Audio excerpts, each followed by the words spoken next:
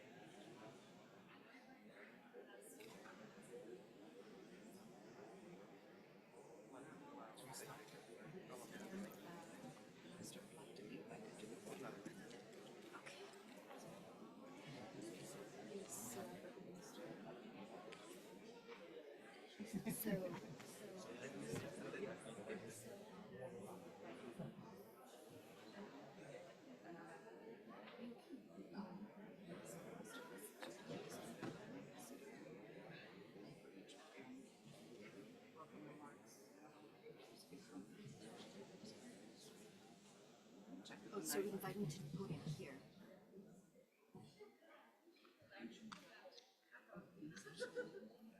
Speakers to join the podium. On this stage. Okay. So invite me. I have everyone up there. So you mentioned all of this, right? Right. And then good morning, the little intro. Like And to then invite opening speakers to the stage. You need to say that before.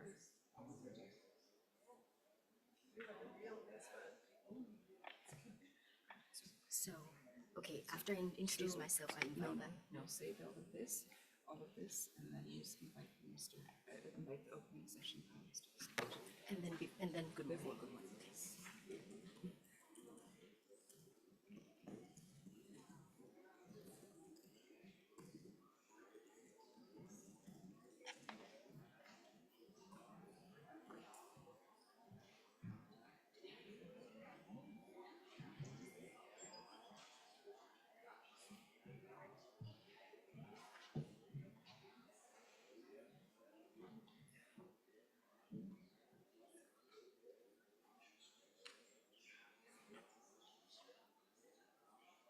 When it's ready, give me a go.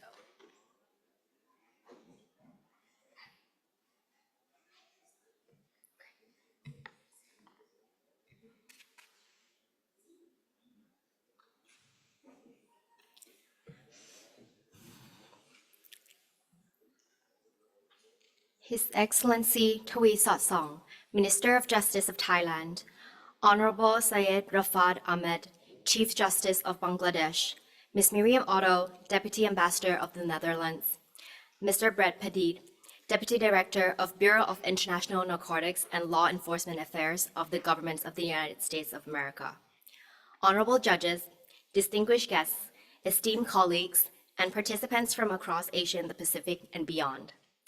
May I invite the opening panelists onto the stage, please?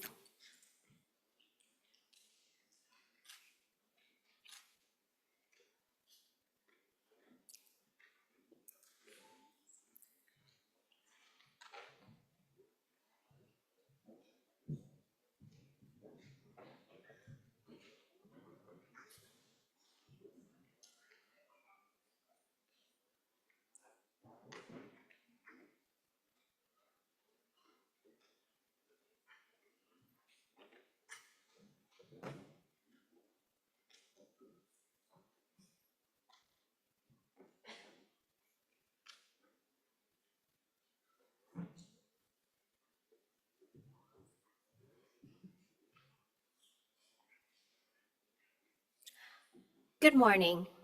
Welcome to the United Nations People-Centered Justice Regional Conference, Achieving Just Societies, Inclusive Justice Pathways for People and Planet.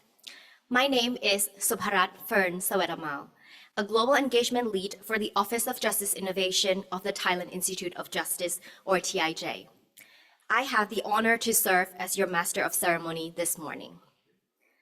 This conference is co-organized by the United Nations Development Programme, the United Nations Environment Programme, UN Women, and the Thailand Institute of Justice, in partnerships with Pathfinders, International Development Law Organization, World Justice Project, and United Nations Children's Fund.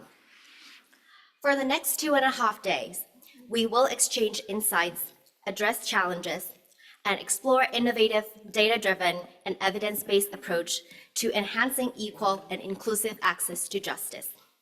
As we gather here in Bangkok, we stand at a pivotal moment in our collective effort towards justice that serves all people, particularly those who are most vulnerable. This conference is not just an event. It is a commitment to fostering inclusive justice systems that prioritize the needs and rights of individuals and communities. Without further ado, I am pleased to begin the first agenda on our program today, which will be conducted in Thai. The Thai English translation is available on your translation device on your desk. For English, please tune to channel 1. Now, it is my absolute honor to welcome His Excellency Thawi Sot-Song, Minister of Justice of Thailand, to deliver the welcome remarks. His Excellency, the floor is yours.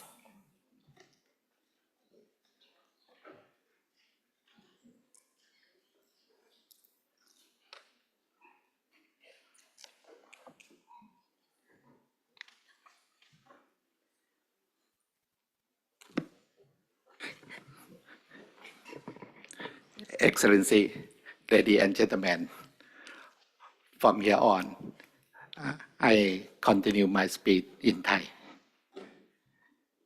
ก็สวัสดีท่านเอ็ดเวิร์ด ลาฟานฮามิด ประธานศาลฎีกาแห่งบังกลาเทศ คุณคริสตอฟ อาฮูเฮด รองผู้อำนวยการสำนักงานภูมิภาคเอเชียแปซิฟิกและผู้อำนวยการภูมิภาคกรุงเทพ UNDP คุณมิเรียม อาตโกะ เอกอัครราชทูตและหัวหน้าแผนกเศรษฐกิจและการเมืองของสถานเอกอัครราชทูตเนเธอร์แลนด์ คุณแบท แพทริก รักษาการผู้อำนวยการสำนักงานกิจการยาเสพติดและการบังคับใช้กฎหมายระหว่างประเทศ รัฐบาลสหรัฐอเมริกาเนเธอร์แลนด์ประจำประเทศไทย คุณริชา ชาเลสถา เจ้าหน้าที่ศาลฎีกาแห่งประเทศเนปาลและผู้ประสานงานโครงการเยาวชนโลกเพื่อความยุติธรรมด้านสภาพภูมิอากาศ ท่านแขกผู้มีเกียรติครับ ในอันดับแรกผมก็ต้องขอขอบคุณโครงการพัฒนาแห่งสหประชาชาติ UNDP ที่ให้เกียรติประเทศไทยเป็นส่วนหนึ่งของการประชุมระดับภูมิภาคในครั้งนี้ แนวคิดความยุติธรรมที่ประชาชนเป็นศูนย์กลางซึ่งเป็นหัวข้อการประชุมครั้งนี้ถือเป็นหลักการสำคัญของหลักประชาธิปไตยหลักสิทธิมนุษยชนและหลักนิติธรรมที่จัดเป็นแนวคิดพื้นฐานที่สำคัญยิ่งในการอยู่ร่วมกันในสังคมและการรวมตัวกันเป็นประเทศชาติเป็นหลักประกันว่าสภาพสังคมจะมีความยุติธรรมเพราะความยุติธรรมเป็นจุดเริ่มต้นของการบัญญัติกฎหมายเพื่อให้สังคมได้ใช้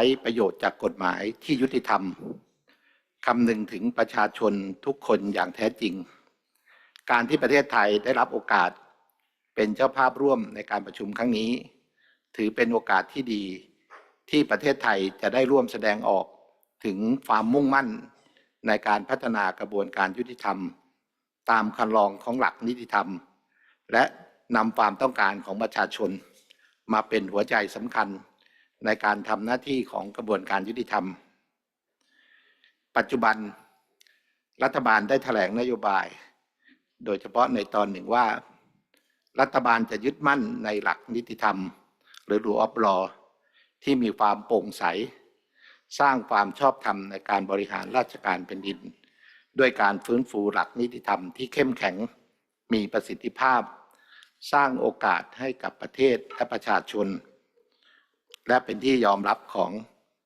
นานาประเทศในประเด็นความยุติธรรมที่ประชาชนเป็นศูนย์กลางที่มีส่วนสำคัญยิ่งของหลักนิติธรรมนั้นอาจจะมีความเป็นนามธรรมสูงแต่มีความสำคัญยิ่งในการรักษาความยุติธรรมที่การตีความหรือการบังคับใช้กฎหมายต้องคำนึงถึงศักดิ์ศรีความเป็นมนุษย์สิทธิมนุษยชนไม่สามารถเข้าไปล่วงละเมิดได้และบังคับใช้กฎหมายต้องไม่เข้าไปจำกัดสิทธิเสรีภาพของประชาชนหรือสร้างภาระให้ประชาชนจนมาก เกินฝ่าเหตุประเทศไทยเชื่อมั่นว่าความยุติธรรมที่เข้าถึงได้ไม่ใช่ทางเลือกแต่เป็นทางรอดที่จะทำให้ระบบยุติธรรมของเรายังคงเป็นที่พึ่งของประชาชนในทุกยุคสมัย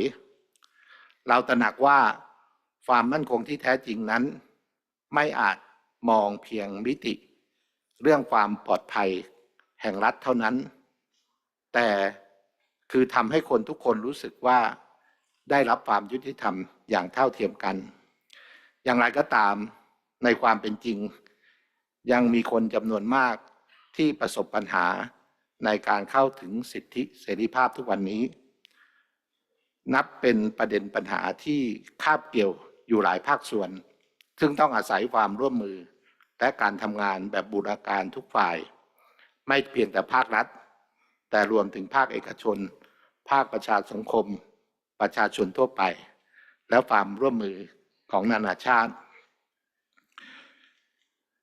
เพื่อสร้างความยุติธรรมที่เป็นหลักของประชาชนเป็นศูนย์กลางที่ยั่งยืนแม้ว่าหลักนิติธรรมจะเป็นหลักที่บัญญัติไว้ในกฎหมายรัฐธรรมนูญแห่งราชอาณาจักรไทยแต่ยังมีอีกหลายบริบทที่เราจำเป็นต้องขับเคลื่อนเพื่อให้หลักคิดและการปฏิบัติด้านความยุติธรรมเป็นไปตามมาตรฐานสากลและเป็นที่พึ่งของประชาชนอย่างแท้จริงในฐานะรัฐมนตรีว่าการกระทรวงยุติธรรมมีสิ่งท้าทายความหวังและมุ่งมั่นที่จะผลักดันให้การดำเนินการที่เน้นประชาชนเป็นศูนย์กลางให้บรรลุโดยอย่างน้อยที่สุดใน6ประเด็นที่ผมมีความมุ่งมั่นที่จะผลักดันประเด็นที่1คือจะผลักดันและยกระดับความยุติธรรมทางเลือก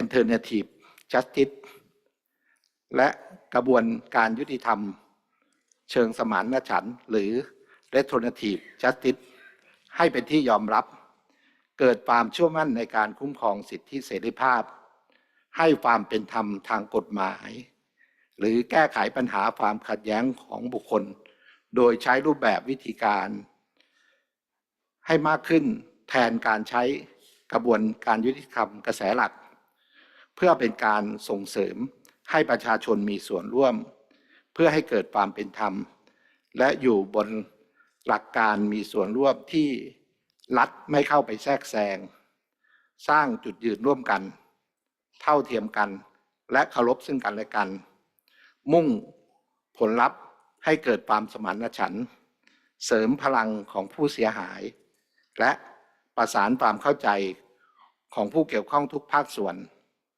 ผ่านการมีส่วนร่วมในการแสดงความเห็นและข้อตกลงร่วมกันทำให้สามารถอยู่ในชุมชนและสังคมได้รวมถึงนำมาพัฒนาระบบพฤตินิสัยอาทิเมื่อ2 วันที่ผ่านมาคณะรัฐมนตรีได้ออกกฎกระทรวงที่ให้มีสถานฝึกอบรมเด็กและเยาวชนที่ให้เอกชนสามารถเป็นผู้ดำเนินการได้หรือ halfway house เป็นต้น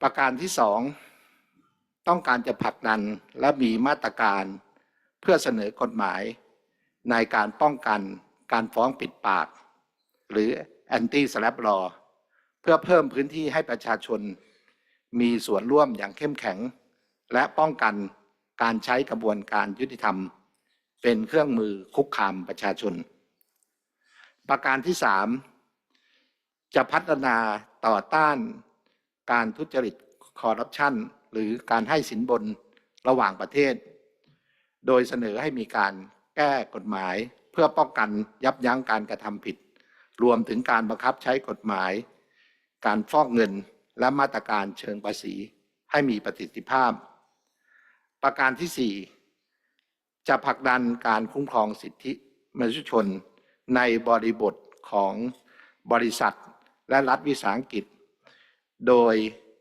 กำหนดให้มีมาตรการตรวจสอบ หรือ Human Rights Due Diligence เพื่อป้องกันและเยียวยาผู้ที่ได้รับผลกระทบด้านสิทธิมนุษยชนประการที่ 5 จะปฏิรูปกระบวนการยุติธรรมทางอาญาและการใช้โทษโดยให้ความสำคัญการบำบัดฟื้นฟูและการพัฒนาให้เข้าสู่กระบวนการ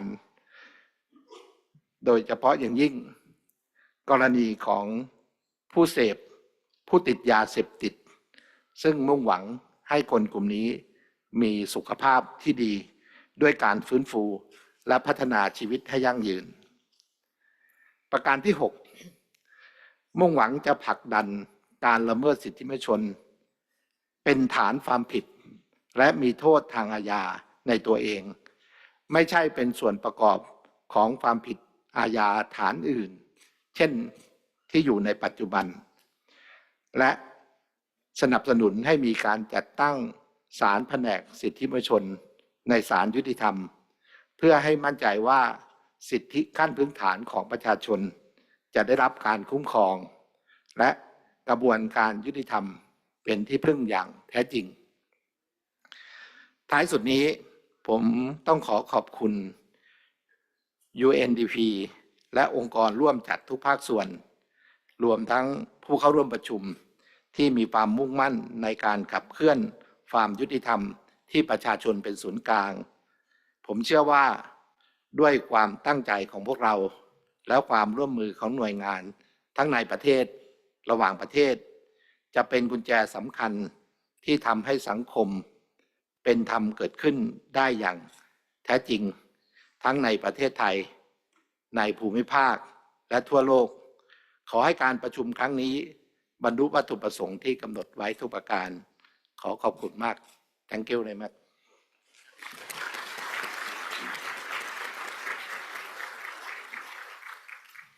Thank you, His Excellency Tui Sotsong, for blessing us with the welcome remarks and emphasizing Thailand's commitment to enhance the country's rule of law and make our justice system truly accessible for all. For the opening session, with much honor, we have 4 distinguished guests to deliver opening remarks today. This session will be conducted in English. There is a translation device on the table in front of you. It's the white device. For Thai, please tune the device into channel 2. Excellencies, distinguished guests, please join me in welcoming the first speaker, Mr. Christophe Bawe, UNDP Deputy Regional Director for Asia and the Pacific, and the Director of UNDP Bangkok Regional Hub. Mr. Bawe, the floor is yours. Thank you very much.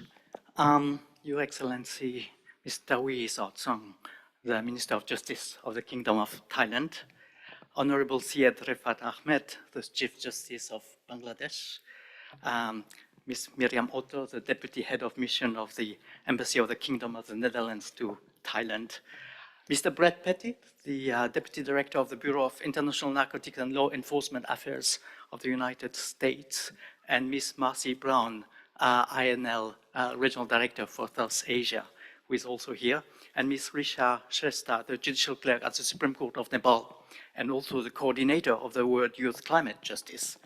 Officials from government, judges, lawyers, civil society, academia, from countries of all the Asia-Pacific region, development partners and a member of the diplomatic community based in Bangkok or elsewhere, representative from the media, colleagues from the United Nations, ladies and gentlemen, distinguished participants. Let me first, on behalf of the Regional Office for Asia and the Pacific of the United Nations Development Programme, UNDP, very warmly welcome you and thank you for your attendance. It's actually heartening to see so many of you assembled here today to discuss the topic of achieving just societies and people-centered justice. Let me also express special recognition, special appreciation to the Minister of Justice of Thailand for your personal presence, for your opening remarks, but also for the very good relationship that UNDP enjoys with your ministry. And I think we've made good progress working together on business and human rights, justice issue, gender equality. And I know the UNDP country office and our new representative, Niv Collier, is here, looks forward to continuing this cooperation with you. Let me also express our appreciation to the Thailand Institute of Justice as one of the co-organizers of this event. I would also like to thank the development partners who are supporting UNDP work in justice, in the justice sector, and also this event through financial contribution to a number of projects. INL, through a great project, Judicial Integrity Network in ASEAN, project that I know very well, but also Germany, the Netherlands, Sweden, and the United States for their contribution to global program of UNDP for rule of law and human rights. And we've used those two projects to actually bring this event together. And we'll hear in a moment the representative from the German government. It's also very nice for me to see that the UNDP is not working alone in the UN system. We're working very closely together with other UN agencies, the United Nations Environment Programme, UN Women as co-organizer, UNICEF, and also UNESCO will be joining and co-leading some of the sessions. It's a very good example of the UN development system working together, and also very much appreciate the role of International Development Law Organization, the Pathfinder, and the World Justice Project who have joined us as co-organizers to this event. Now, it's quite challenging for me in only a few minutes to share with you the many reasons why UNDP attaches so much importance to the issue of achieving just society, people-centered justice, and why we are so committed to the topic and to this event in particular. So let me just maybe give 3 reasons of our commitment.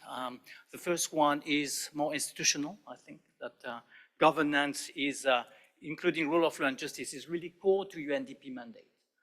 It's really, for us, very much linked to human development, and you can find links between the concept of human development and the concept of people-centered justice. And therefore, in all the countries, whether the least developed countries or middle-income countries, UNDP offices have very strong governance pillar as part of their portfolio. It's also our contribution to SDG 16.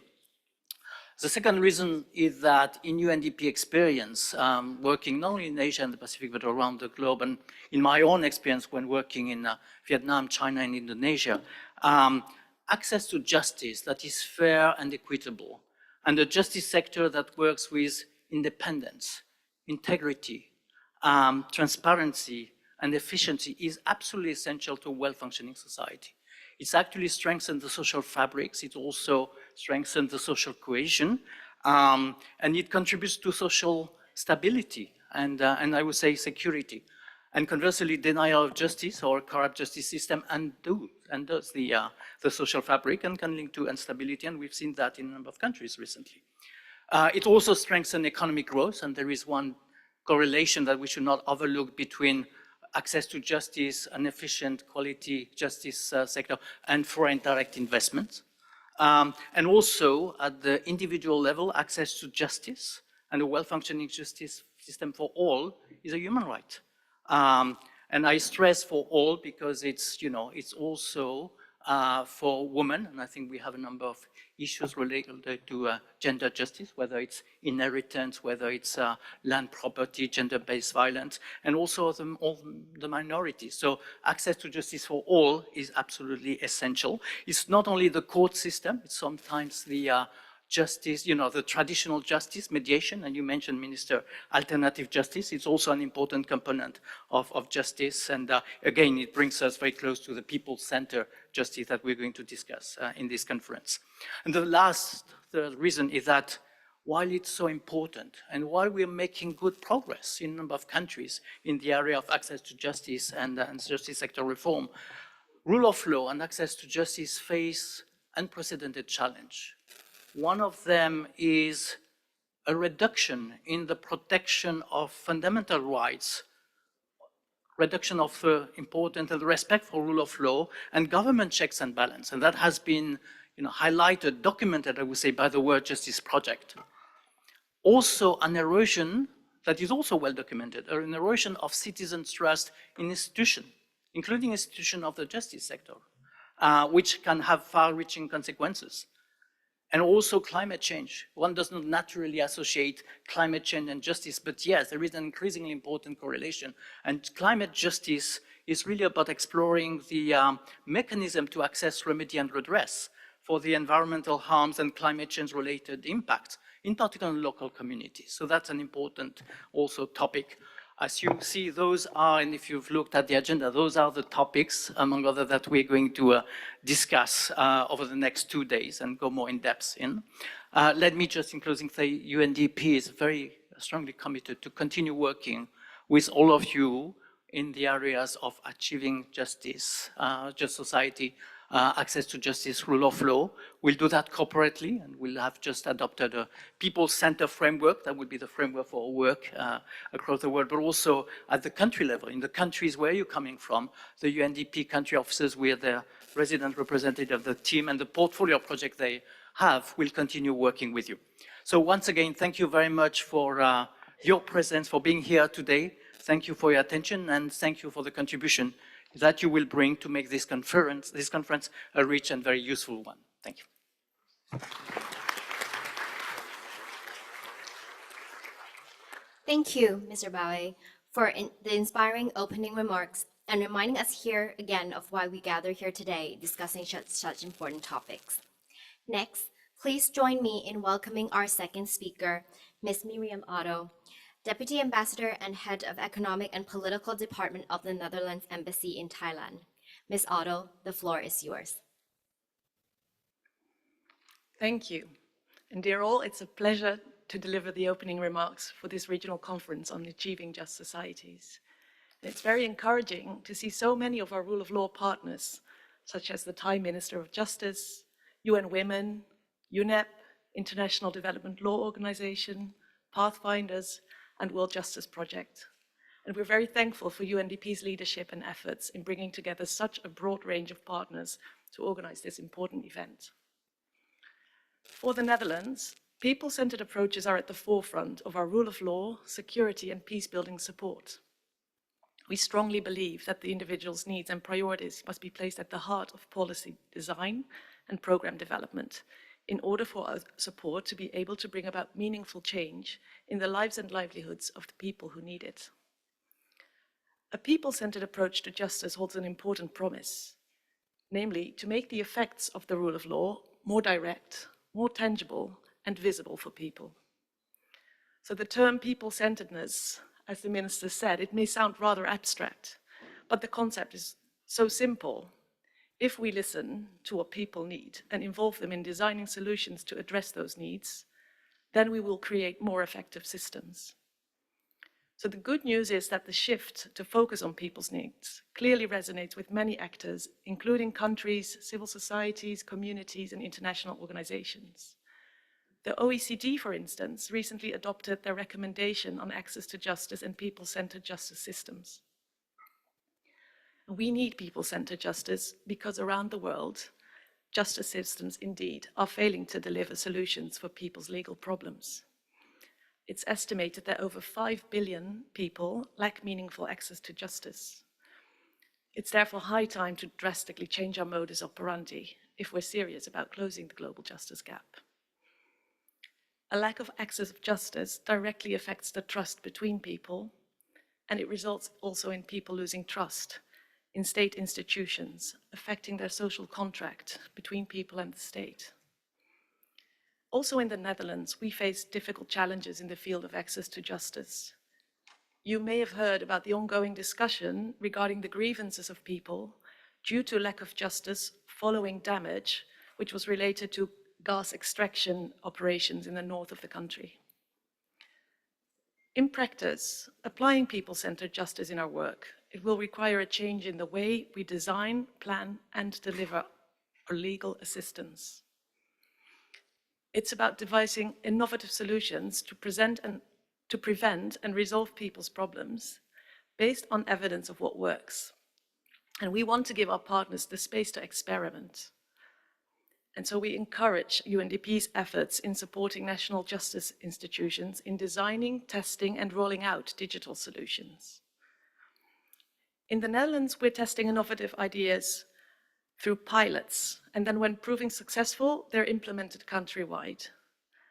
For example, now through subsidies for mediators, the use of alternative dispute resolution mechanisms is increasing. Research shows indeed that disputes resolved through mutual agreement are better observed than those imposed by courts. In conclusion, the Netherlands is proud to be part of this people-centered justice movement. It's crucial to continue sharing and learning from each other. And I hope that the discussion over the next 3 days will be fruitful and will provide us with useful insights on how to further apply people-centered justice in our justice sector policies and technical assistance programs. Let's make the most of this great opportunity to learn from each other. Thank you.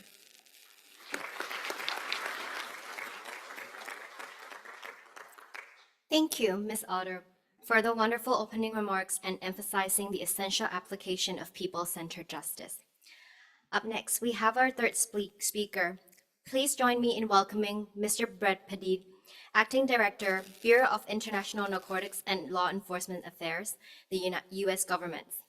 Mr. Padid, the floor is yours. Thank you so much for the warm welcome, and I'm very happy to be here. I'm in the International Narcotics and Law Enforcement section here in U.S. Embassy, Bangkok, so also here on their behalf, so thank you. I would like to echo the thanks offered already to our many distinguished speakers and guests here, especially Minister of Justice, my many colleagues from UNDP, Embassy of the Netherlands, other distinguished colleagues. It's great to have you here. Your presence here demonstrates your commitment to enhancing equal and inclusive justice, access to justice for everyone. And it's great to see so many representatives from the region, because as we all know, this issue cuts across all of our national boundaries. INL and the US government are very proud to count ourselves as supporters of the inclusive justice issue. This is not the first event I've been to with INL support this year, and I'm happy to see that everyone is staying focused on this very important matter. I'm very pleased to note that during the conference, there are many, many inspiring speakers, and I hope everyone will have ample opportunity to discuss these issues in a variety of different contexts. This open space, convened by UNDP, presents us all with an amazing opportunity to engage various stakeholders outside of our own organizations, and to work together to develop new approaches to making access to justice more inclusive for all of us. It's important that we share our good stories, but also our shared challenges, exchange information on best practices. And so I challenge all of us to make the most of this opportunity. If I may, let me just tell you a little bit more about INL and what it is we do. We are a bureau of the U.S. Department of State, focused on foreign assistance in the criminal justice sector. Several decades ago, we were founded pretty much just with a counter-narcotics mandate, but we have since expanded our operations to include other elements of transnational crime, as well as criminal justice and rule of law issues around the world. We collaborate with partner governments, law enforcement agencies, criminal justice actors, judges, prosecutors around the world to build capacity to counter and prosecute transnational crime, promote the rule of law, and advance the cause of justice. We also partner heavily with international organizations such as UNDP to help us advance the various causes of justice on a multilateral basis.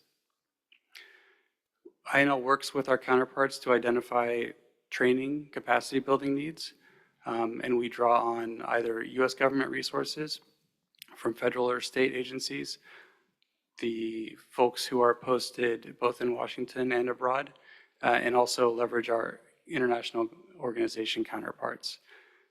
We work in many areas of the world and have a vast partnership network from which to draw. INL is extremely, extremely proud of our close collaboration with criminal justice and civil society actors, with UNDP on this conference and other parallel projects. And we recognize that all of you here have in some way dedicated your lives to advancing the cause of justice to ensure its fair application across the region and across the world. And so after this conference is gone, we, and I'm sure many others, we're looking for good news stories to tout in this area. You know, one victory for us on advancing inclusive justice is a victory for everyone. And so we certainly love to hear about those and share those far and wide. And so please enjoy and take full advantage of this conference. It's a pleasure to join you all today, and thank you. And Sawasdee krap for my Thai colleagues.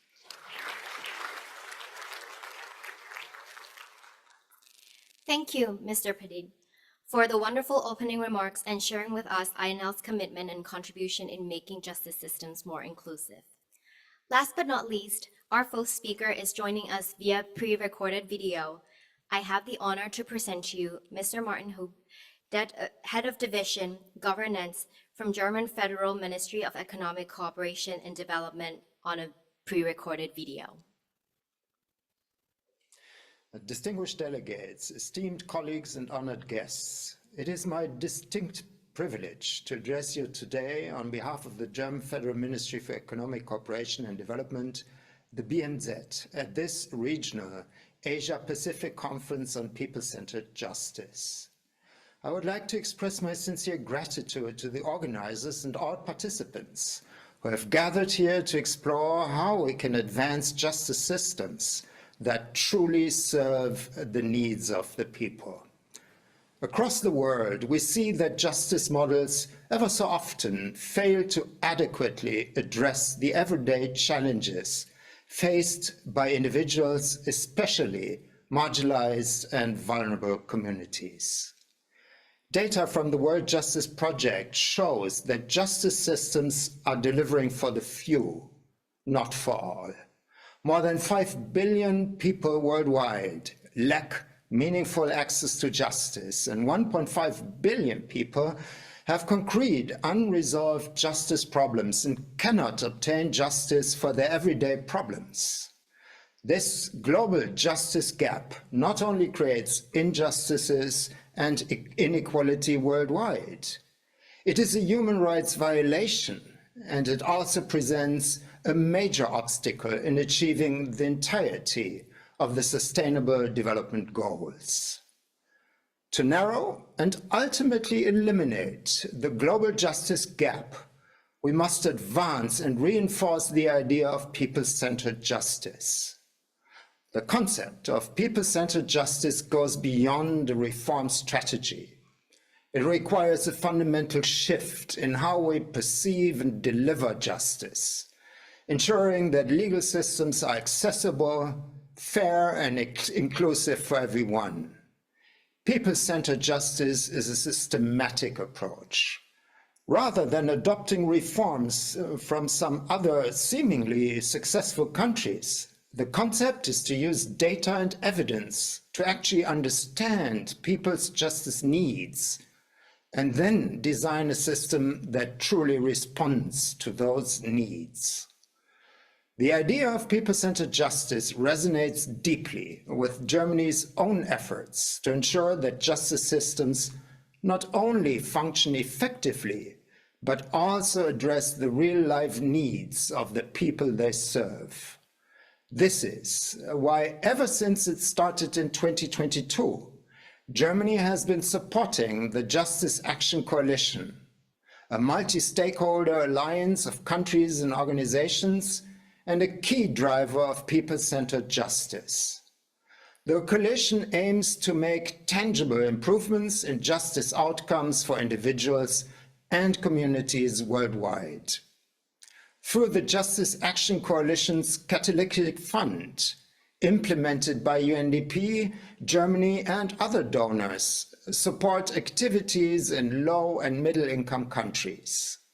These initiatives focus on co-creating strategies for people-centered justice reforms at the national level, while facilitating access to international expertise, partnerships, and financial resources.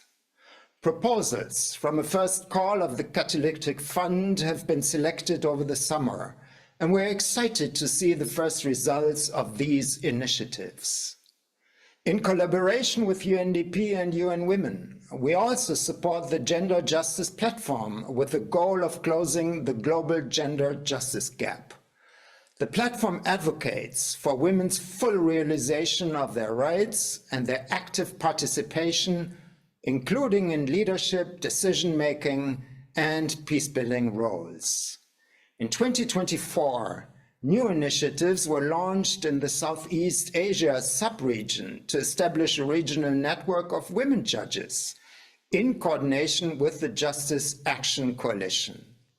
In the era of polycrisis, UNDP, in collaboration with key stakeholders, has organized an excellent program to further promote people-centered justice and foster more just societies to ensure access to justice in accordance with SDG 16.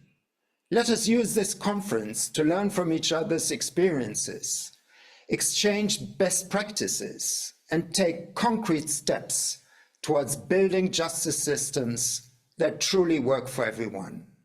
I wish you all insightful exchanges and meaningful discussions in the days ahead. May this conference inspire collaboration and innovation in our joint pursuit of justice for all. I thank you for your attention.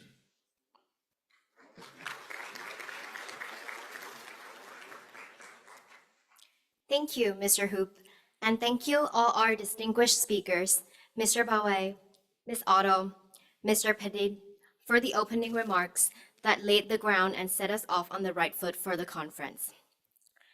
To commence our proceedings, we are privileged to hear from two remarkable keynote speakers whose work embodies the principles of justice and inclusivity that we seek to promote. Our first speaker is the Honorable Chief Justice of Bangladesh, Syed Rafat Ahmed. It is a great honor to welcome the Honorable Chief Justice of Bangladesh with us today. We are truly grateful that His Excellency has taken the time to be here, given the recent political events in Bangladesh, and share his thoughts on these developments, as well as on the country's ongoing journey in the field of justice. His Excellency, the floor is yours.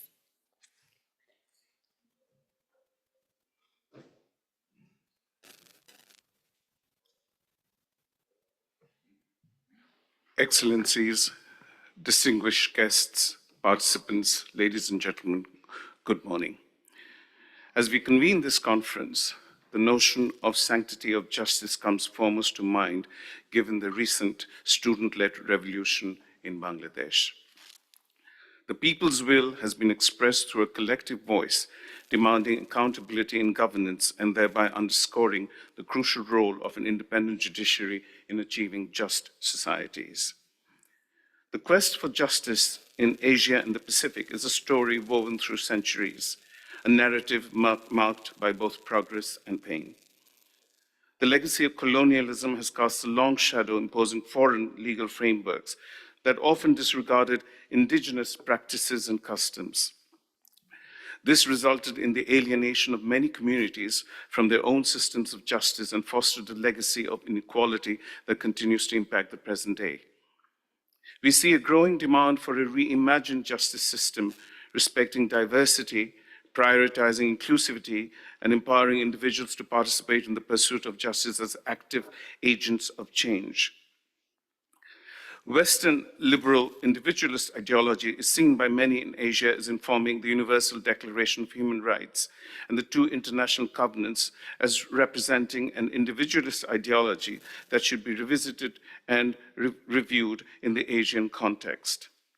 An alternate ideological base is found in the propagation of Asian values that have emerged from the Asian experience in state building and economic development.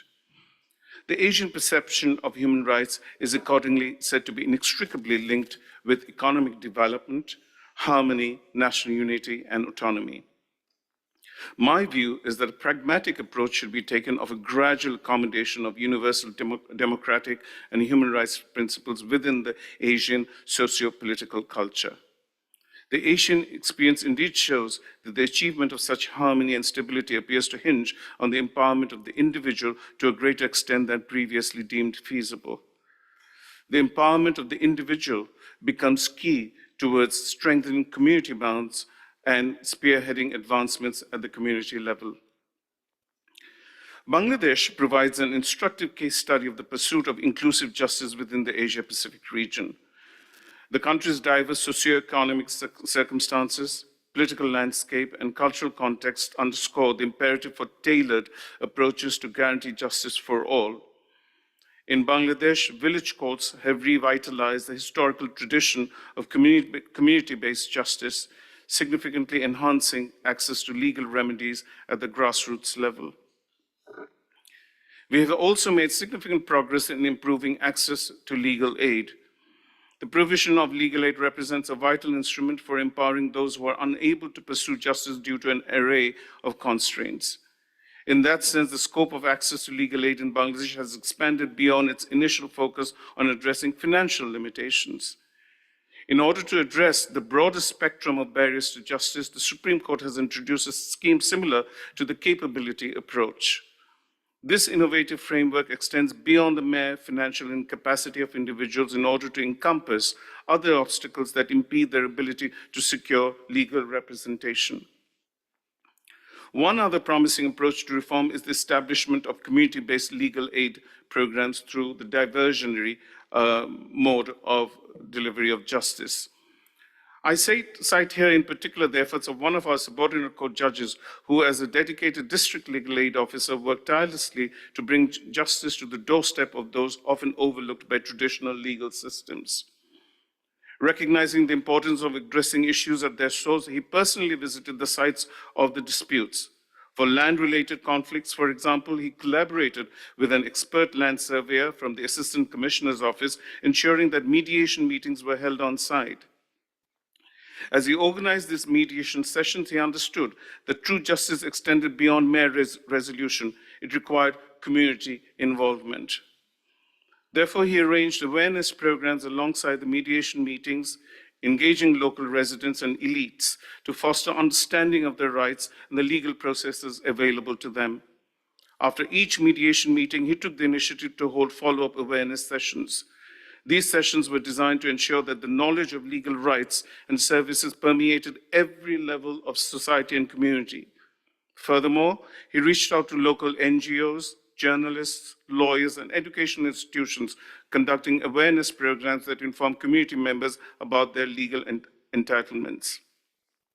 Through his unwavering dedication and innovation approach, he transformed the landscape of legal aid in that particular district, creating an informal justice delivery system that was effective, cost-free, and free from harassment. Ladies and gentlemen, we all recognize that systemic inequities, which are deeply embedded within the social structure, serve to perpetuate cycles of disadvantage. The disparities faced by marginalized communities, defined by factors such as economic status, ethnicity, or gender, therefore, require due attention. In Bangladesh, public interest litigation, or PIL, aided by judicial activism, has emerged as a powerful tool for addressing social, ecological, health, and other connecting concerns about governance and holding concerned authorities accountable. Collectively, these cases illustrate too how PIL can serve as a catalyst for progressive policymaking. Indeed, a spate of such cases involving sustainable development and environmental degradation and environmental justice emerged eventually as a precursor to a constitutional provision dealing specifically with protection and improvement of the environment and biodiversity. Incorporating the principle of intergenerational equity in environmental law, Article 18A of the Bangladesh Constitution, that makes the present generation the trustees of future generations, has informed judicial thinking and pronouncements significantly. Institutional reform, ladies and gentlemen, is not merely a social requirement. Rather, it is an existential imperative that demands immediate action. My office in recent months has laid out a roadmap for reforming the justice sector in Bangladesh. At the core of these proposed reforms is the necessity to safeguard the independence of the judiciary from external influence in order to uphold the rule of law. It cannot be gainsaid that the establishment of an autonomous and impartial judiciary is essential for the advancement of constitutionalism, the protection of the rule of law, and the sustenance of democratic governance. The UN Basic Principles on the Independence of the Judiciary employs terminologies such as influences, pressures, and interference as antithetical to the independence of judiciary. Indeed, these factors determine the extent to which the judiciary may act impartially, free of bias, prejudice, fear, and extrajudicial compulsions and constraints. The independence of the judiciary is also a crucial element in the articulation of a limited form of government, whereby the government itself is constrained by the Constitution. It becomes imperative to appreciate here the relationship between the sovereign state and the sovereign people in the context of people being recognized in the ultimate analysis as the legitimate source of the state's powers. In this sense, a constitution can be considered as a compact or a social contract between the people and the government, establishing the government as a limited authority subject to specific conditions. The Constitution serves to safeguard individual liberties, thereby protecting individuals from encroachments by the government or other parties. That ideal constitutional structuring of the three organs of the state, that is the executive, legislature, and the judiciary, is imagined to operate as a system of checks and balances with an overarching aim of separation of power. The judiciary, as a crucial and independent component of such state apparatus, serves as a counter-majoritarian institution, thereby maintaining the separation of powers and ensuring the accountability of the executive and legislative branches. In the aftermath of the student-led July Revolution, the Supreme Court of Bangladesh has taken significant steps to safeguard the independence of the judiciary. The Supreme Court has submitted a proposal to the government to establish a separate secretariat aimed at ensuring interference-free judicial administration. Another notable achievement has been the validation of a ruling that nullified the 16th constitutional amendment to the Constitution of Bangladesh. This amendment sought to vest the authority to remove Supreme Court judges in parliamentarians, a move that was deemed unconstitutional. Consequently, the authority has been reconferred upon the Supreme Judicial Council, an in-house body comprising of the Chief Justice and the next most senior judges of the Appellate Division of the Supreme Court. It is similarly of great importance to establish transparent and well-defined procedures for the appointment of judges. As part of the reform scheme, the objective is to establish transparent and merit-based criteria that ensure the selection of judges, thereby reinforcing public confidence in the judiciary. Furthermore, as part of the reform scheme, there is an intention to digitize the judiciary in order to meet the evolving needs of a technology-oriented, globalized world and to enhance both accessibility and efficiency. This will facilitate greater engagement with the legal system of citizens and ensure the timely resolution of cases. It is equally our objective to ensure the training and education of lawyers and judges and to engage them in comparative studies of judicial systems, thereby bringing about necessary reforms based on best practices and innovative solutions that have proven to be effective in other comparable contexts. To that end, we are setting up the Bangladesh Supreme Court Research Institute in Cox's Bazar, located in southeastern Bangladesh.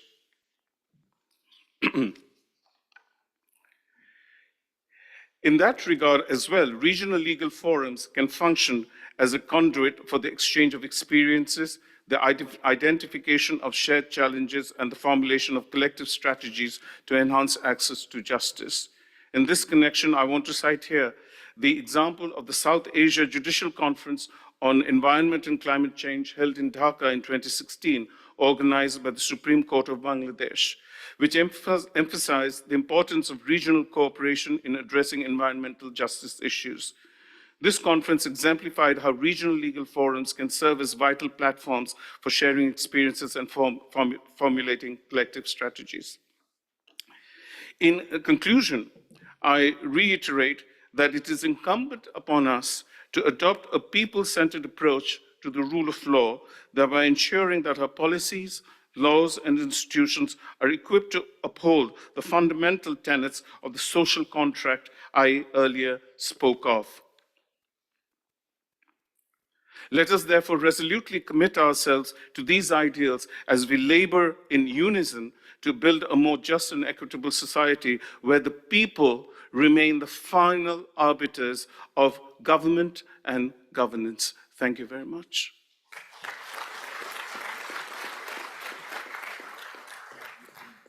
Thank you, Honorable Chief Justice Ahmed, for your inspiring address and making time to be present with us today. Next, we are honored to welcome Richa Treta as our second keynote speaker. Richa is a dedicated law student and indigenous climate activist from Nepal, currently serving as a judicial clerk at the Supreme Court of Nepal. She also plays a pivotal role as the coordinator for the World's Youth for Climate Justice, where she collaborates with young leaders and policymakers to advocate for climate justice. Richa has been instrumental in drafting Nepal's first submission to the International Court of Justice regarding climate change and human rights. Her commitment to amplifying the voices of indigenous youth in climate discussions make her insights invaluable for our gathering today. Ms. Treta, the floor is yours.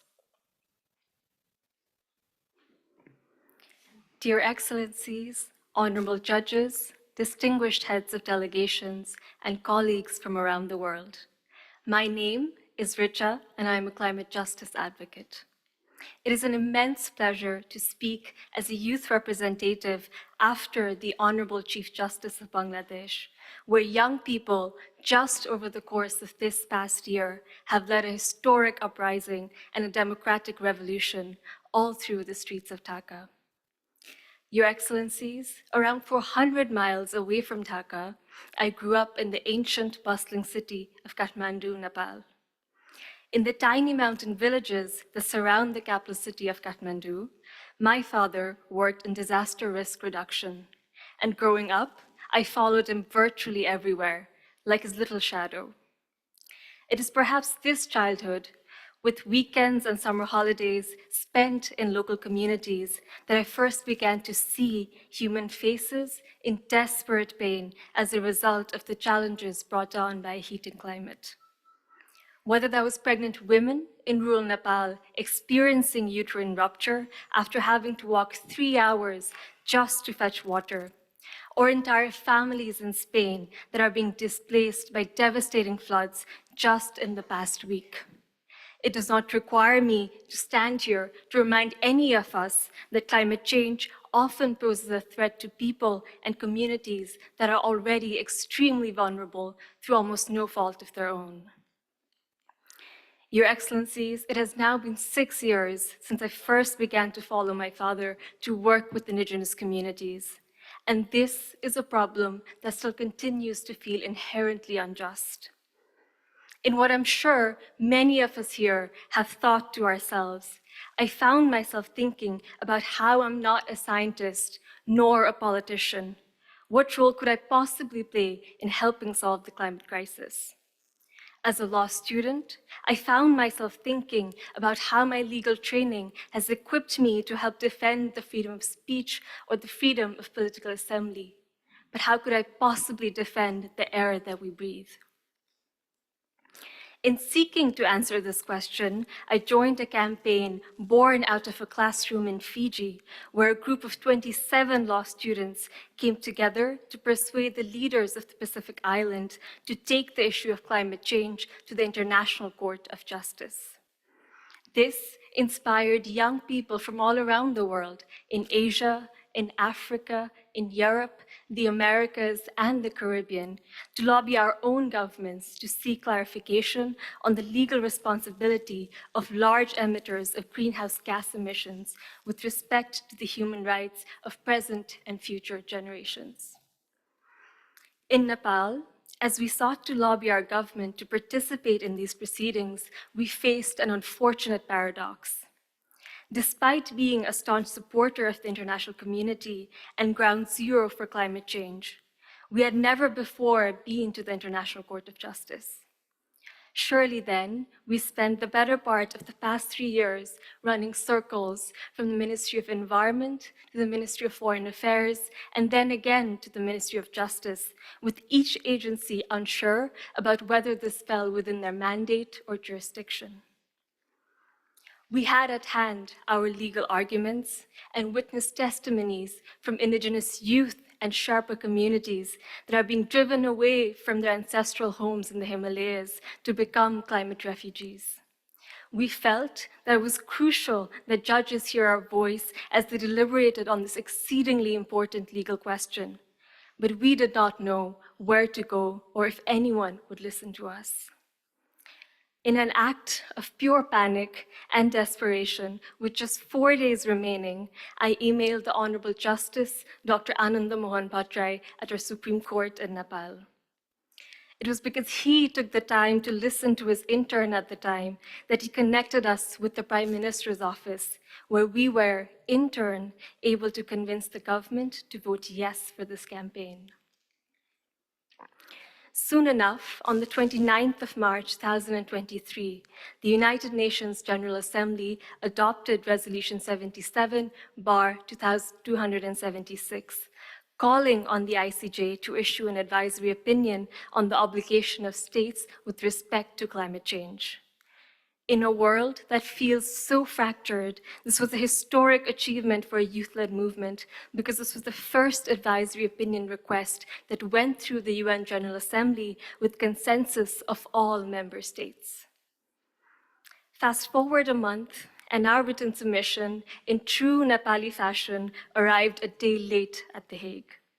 But the ICJ, against all odds, made the rare exception to accept our submission. This has meant that for the very first time in its history, on the 2nd of December 2024, in less than a month from now, Nepal will go to the International Court of Justice to participate in oral pleadings, with our official position having been drafted by 26 law students from law schools all across Nepal.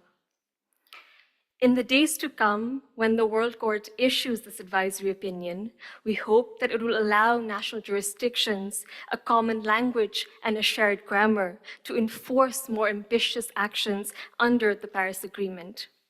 Here in the Asia-Pacific, as we share the same common air and the same watershed, we hope that this advisory opinion will provide an authoritative basis for more concentrated regional action on adaptation and mitigation, while allowing us to interpret areas of international law that are currently being interpreted in silos, namely that of human rights and the environment. Most importantly, perhaps, we hope that it will serve as a critical tool for all of us here to advance the rights and well-being of humans, non-humans, and the web of life that sustains us all. In closing, Your Excellencies, as I look around this room, I see decision makers and power holders. That is particularly why, on behalf of a generation that is inheriting a deeply devastated and wounded planet Earth, I implore you to think about why so many of us here chose to study the law and go into public service.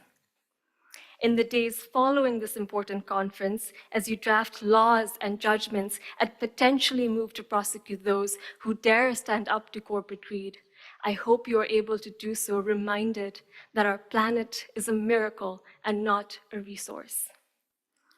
To my fellow activists, as we watch inaction and elections the world over in complete horror, let us channel this grief and disbelief into resolve for building a unified global movement that liberates all people and every ecosystem.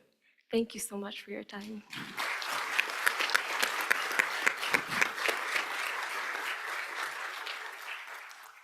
Thank you, Ms. Shraddha, for your profound insights and sharing with us the committed and incredible journey of the young people on climate justice. As we listen to these two distinguished speakers, let us reflect on their messages and consider how we can apply their insights into our own context. Together, we have the opportunity to shape a future where justice is truly people-centered, accessible, equitable, and responsive to the needs of all. Before we are going to proceed with the opening session, we would like to capture this memorable moment with a group photo. First, our distinguished speakers, I would like to invite you to stand on the stage. The organizing team, please kindly provide us a signal for the photos.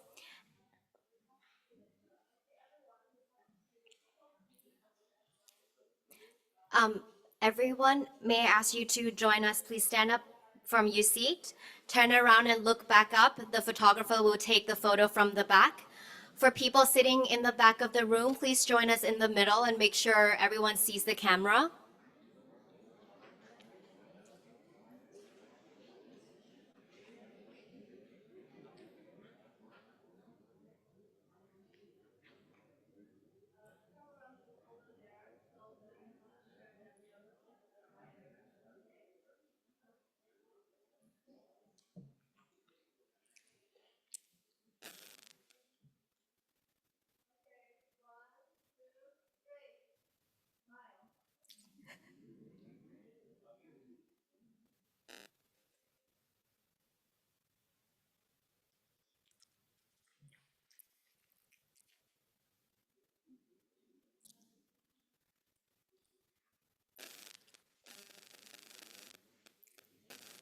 Thank you, everyone. Thank you for all your participation.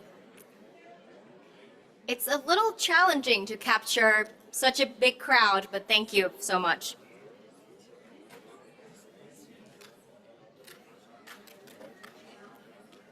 Now, as we move forward in our program, I would like to invite you all.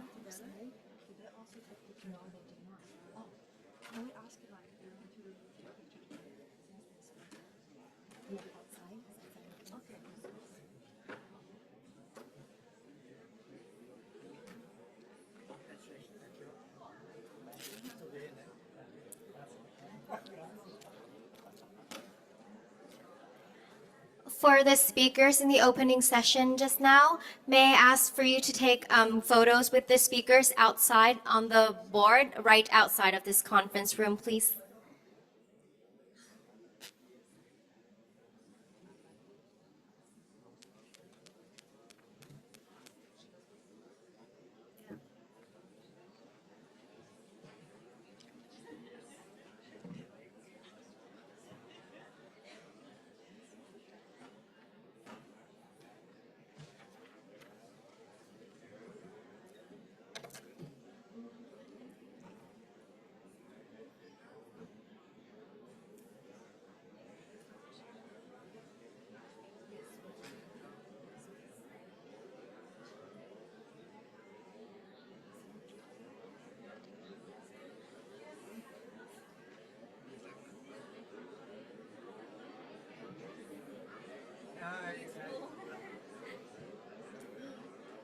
Good job.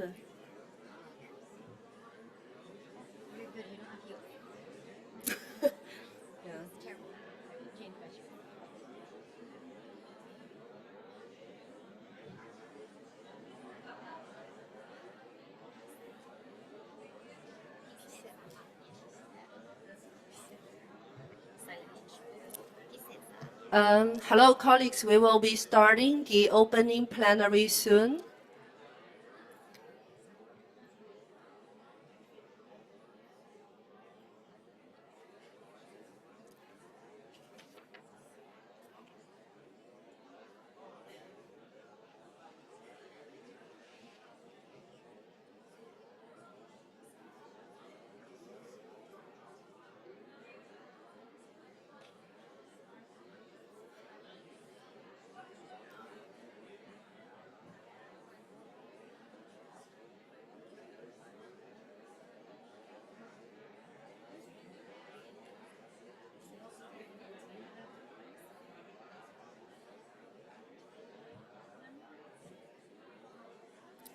May I also invite Ms. Trey Petit-Tendon to the panel?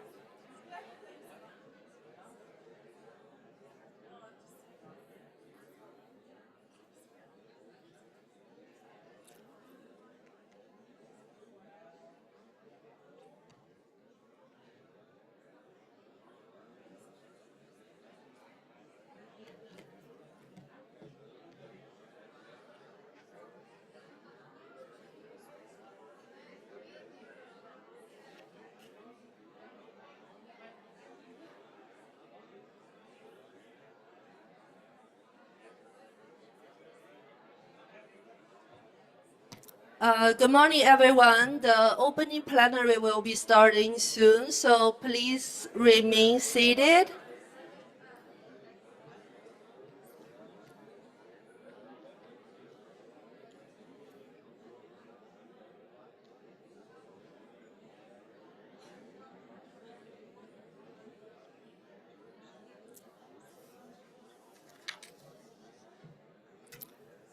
Good morning, everyone. So, a warm welcome to all of you joining us.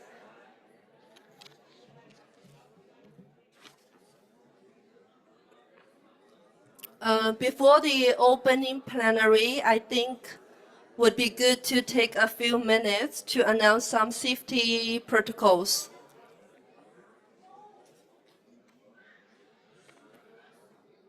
So UNDP and our partners strives to create an enabling environment for all participants, organizers, or those otherwise involved with the conference that's inclusive, respectful, and safe.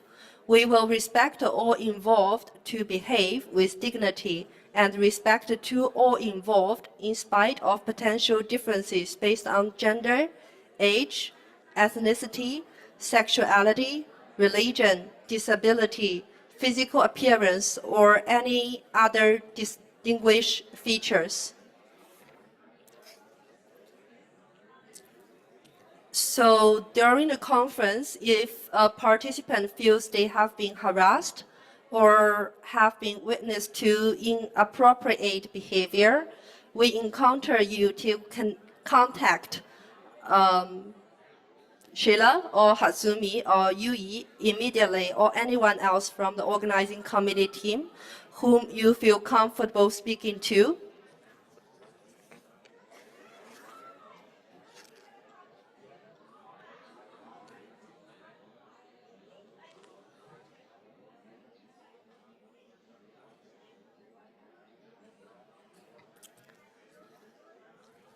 And just a note that there will be a few sessions with quite sensitive content, and also the panelists who might wish to not being posted on social media. So the MC will be announcing some protocols right before the session. Thank you for your attention on this safety protocol.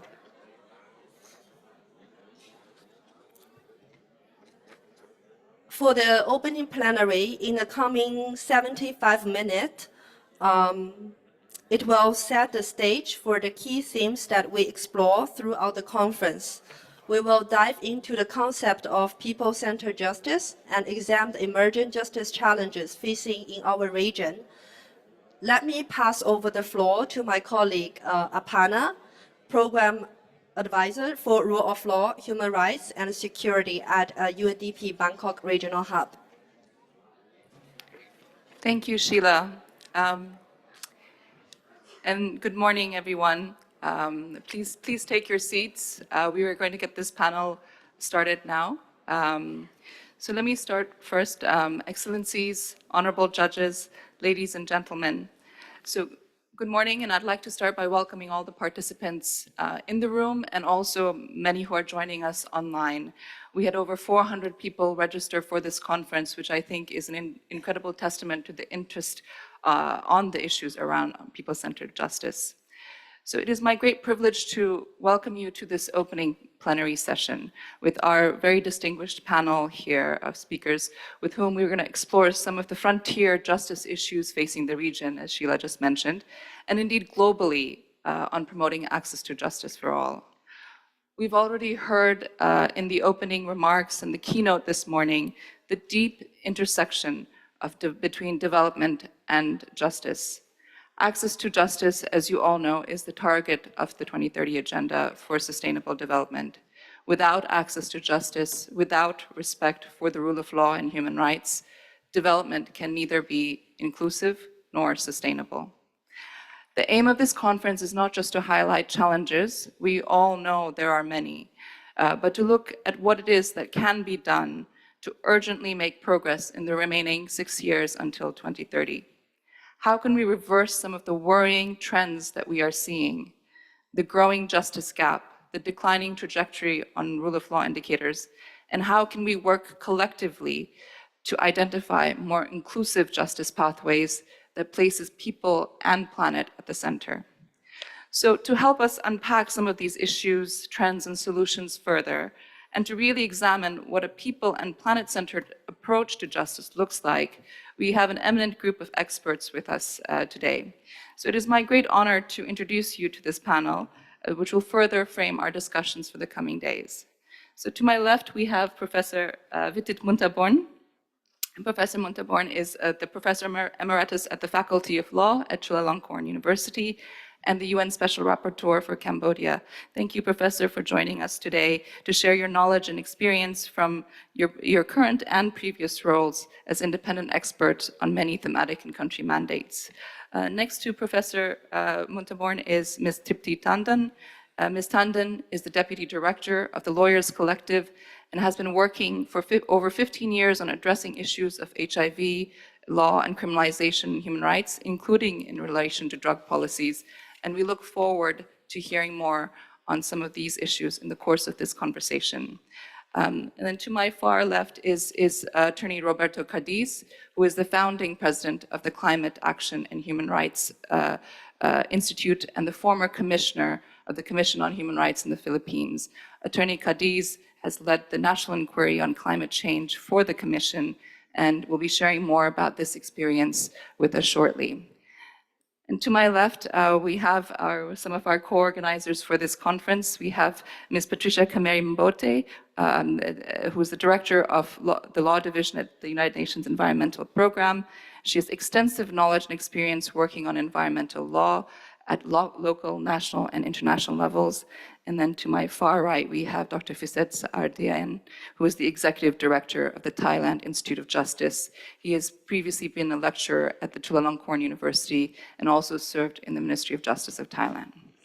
So with those introductions, I think we're going to dive into the conversation. And I'm going to turn to you first, Professor Vitit. Given your extensive experience working on human rights and rule of law, in your current and previous roles, would you be able to share with us some of your reflections on key trends in the region? What are some of the issues of concern? And where do you also see some opportunities for hope? Good morning, everyone. A very warm welcome to Thailand for our friends from many countries. Wonderful to see you all, and I hope you have a wonderful time in this period of beginning of the winter, so it's cooler. The question of access to justice can be analyzed initially in terms of the what can be analyzed through 3 C's: concept, context, and content. Simply said. Concept is really about access to fair treatment, fair and impartial treatment, usually linked with the quest for a remedy, maybe through the courts, maybe through other mechanisms. And that's what we're looking about today. Context, I think, is very important.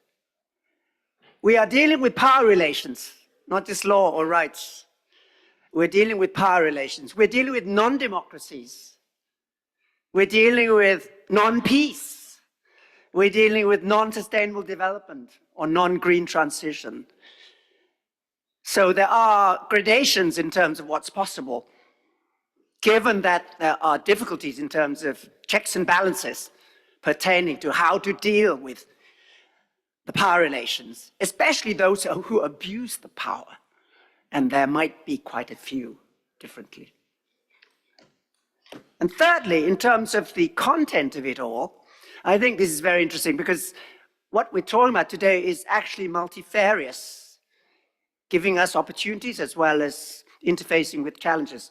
The first one is what we call usually civil justice, meaning go to the courts or maybe alternative dispute resolution using the law as a means. But what if the law is also an aberration coming through coup d'etat? In fact, in that quest for civil justice, it's not only a question of advising, inviting use of law, but inviting non-use of bad laws. I spend a lot of my life advocating desistance. Don't use bad laws before I get to the, okay, let's review and let's reform, as well as, of course, to advocate good use of bad laws, or not, good use of good laws that we want. And we have plenty of these examples, particularly in non-democratic countries. So the invitation is to be very careful when we look at civil justice. And yes, we want to depend on the courts. We want good courts. We want independence of judiciary. We want transparent judiciary. But if you are under an authoritarian regime, most courts are co-opted or corrupt anyway. And go and visit prisons. I spend half my life visiting prisons. Also, a hotbed for a lot of corruption and manipulation. And I've advocated recently that prisons should be run by the Ministry of Health rather than Ministry of whatever, national security in many of these authoritarian countries. So be careful with civil justice, because it still depends upon how we see the context of it all in terms of whether we're dealing with an open system or a non-open system. And we'll move from there in a moment to examples. Secondly, environmental justice. Of course, climate change, climate justice, etc., and very rightly advocated by the young. And there are 2 or 3 elements there that we agreed upon in terms of right to environment. Number 1, procedural right to participate, to share, to be informed. Secondly, substantive rights, claiming clean earth, clean air, non-persecution of ourselves. And thirdly, remedy. And we know very well, again, that the remedy or the remedies, as understood, are multifarious. Can be judicial, can be non-judicial, can be political leverage, not forgetting vulnerabilities in terms of catering for those who need to be respected very much in terms of their disadvantages. Thirdly, what about digital justice? Digital justice in a world of digitalization. I had to go up north quite recently to talk about digital detox. People over spending time on digitalization. You know, one country is going to ban social networks, social media for those under 16.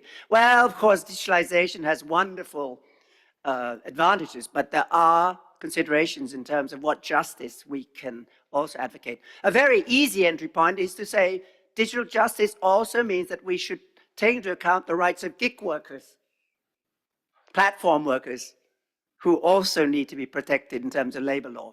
And very fashionable in this region, digital justice means that all countries should have personal data protection laws.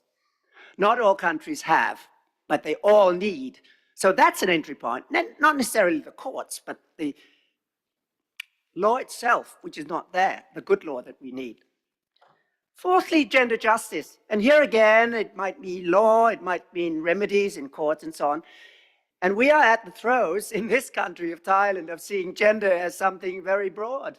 Not only gender, not affixed with biological sex, male, female, but gender as a social construct and more. We talk about gender diversity in this country much more. And from January this year, anyone, irrespective of gender, can marry, as the 3rd country of Asia to do so. So it's shifting. I know other countries don't yet, but please be open also to some of the developments right here in Thailand. 5th, social justice. Well, depends on law, maybe to decentralize your land, to recognize indigenous people's rights, and so on. But it's a fiscal issue as well, in terms of resourcing, as well as leadership. So it's a blend. Remedies there also depend upon a variety of factors, not only law, but resources, leadership, practices, policies, capacity building, data, etc., as well as some accountability. 6th, business human rights justice. Well, here, most of you may know that the UN framework is to advocate duty to protect, meaning the state's duty to protect, business duty to respect, particularly to undertake due diligence. And the crunch today is to whether to go for mandatory due diligence or voluntary. But you know, the European directive on this is now in force. The European directive on corporate sustainability, mandatory due diligence, and it will affect all of us, whether we like it or not, in terms of trade with Europe. They're going to measure you mandatorily in terms of how we measure beforehand impact assessment in terms of human rights, ex ante, at interim, and ex post. Mitigation, remedy also. And finally, social justice. I'm sorry, and finally, seventh, what about access to spiritual justice? Does the UN address this? I think it's the most intriguing. Access to spiritual justice. Why is it that indigenous peoples use a certain spirit to be guardians of the forests? Why is it that UN instruments hardly ever use the term spirit? And I don't mean religious, but if you look at the Declaration on Indigenous Rights, there is the word spirit. But it's not in the UNO's declaration. It's not in the covenants that we've been referring to. So maybe that's also the challenge of the game. It's not only a material affair, but it's a spiritual affair. And we'll come to the how in a moment, beyond the digital detox. But what about the differentiation between the human with the spirit and the robot, AI, coming along, not necessarily with a spirit? And that's what our kids are going to live with in future. And one of the best analysts of AI is Kai-Fu Lee, who used to head Google. And he said this: the difference between us and AI is dexterity, creativity, and empathy.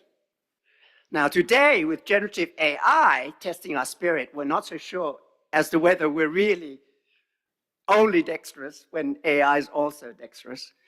Nor are we sure about creativity because they're creating content, even deep fakes. But I think what we hold on to, at least today, is that we still seek to be and personify and embody the spirit of being human with empathy. Thank you. Thank you. Thank you, Professor Wittitz. Thank you for outlining those 7 different key themes and also highlighting spiritual justice along with social justice, gender justice, environmental justice, digital justice, among others. Maybe if I can follow up, the theme of this conference is around people-centered justice. And we're looking at justice not only as an abstract concept, but how it impacts people's daily lives. And so what, in your views, are some of the approaches that you have seen that has worked in strengthening access to justice, especially for marginalized communities? I think this links also to your point around access to justice is about addressing power relations at the heart of what it is trying to do. Thank you. We're going on to the how now. We just came from the what. I'm a volunteer. I've been a volunteer since my teens, free. Used to prune trees for seniors when I was in my teens. And I'm still a volunteer. I'm here as a volunteer today. Every week I volunteer, free of cost, particularly for local NGOs. And it's in that sort of mindset that I also work with civil justice, particularly the law and the courts and the activities. Many years ago, I was doing legal dissemination work as linked with legal aid work. And I think that is a very important entry point for justice in terms of building the mind of the young, when I was young then, together with learning and being with rural people. And we were working in northeastern Thailand there. We created cartoons and games against child prostitution, against child labor, which we used for training. And very often when we were training at the local level, we found that the law was actually aberrant. The law was blocking development. So we would have to learn from there and then bring back that knowledge to advocate law reform. Forestry law, conservation law, often superimposed on people at the local level without their participation, for example. And also to be astute and survive. Very often there's no remedy at the local level. and there's no remedy at the national level. So use the United Nations, complain to SCAP, please, and see how they do it. I get complaints globally as UN Special Rapporteur on many mandates, and so I act on your behalf, even if local remedies have not been exhausted. Sometimes it works, sometimes it does not work, and that's life. Maybe there's no remedy tomorrow, but we must at least advocate the preferred way. Otherwise, we'll be stopped. We'll be shut up, sadly, by those who rule and enjoy the power base. So there, I think my message is be astute, be creative, be different from the AI, maybe. Secondly, on the environment justice side, well, you have very good examples. I mean, you have the Montana example of young people suing the state of Montana for not having environmental impact assessment and getting damages. I mean, that's happening in Thailand all the time. And it's interesting that in one case called the Kliti case, village people were affected by pollution from the factory next door, and partly also because of omission by the state authorities. They didn't have a plan to deal with it locally while the pollution was coming from the factory next door. So the case was taken to administrative court as an obligation of conduct to have a plan, and the authorities were judged to be responsible, while another case was taken to another court, the ordinary courts, suing the factory for the obligation result in terms of their having caused the damage. So maybe you need also options in terms of which courts you use, because the obligations might be different in regard to the state on the one hand and the business sector on the other hand. Thirdly, digital justice. I think that a very important emergence is personal data protection law, which we are covering more and more in this region. And under that, you can also target special protection of children. And this is emerging very much. You know, the chip makers in the United States, for example, now incorporate into their policy no targeting of children for commercialism if they are under 13. And in Europe, it's 15. And we're thinking about it here. So you can incorporate this as a part of protection of children in terms of vulnerability in the digitalization process. And for the AI, even though there's no consensus on a treaty on this internationally, certain commonalities are emerging today. Number one, humans must be in control, in the loop. That is human, people-centered justice, not just people-centered justice, human-centered justice in the face of AI coming in more and more. Very important. Humans must be in the loop. And secondly, the most comprehensive law on this at this point in time is the European AI law.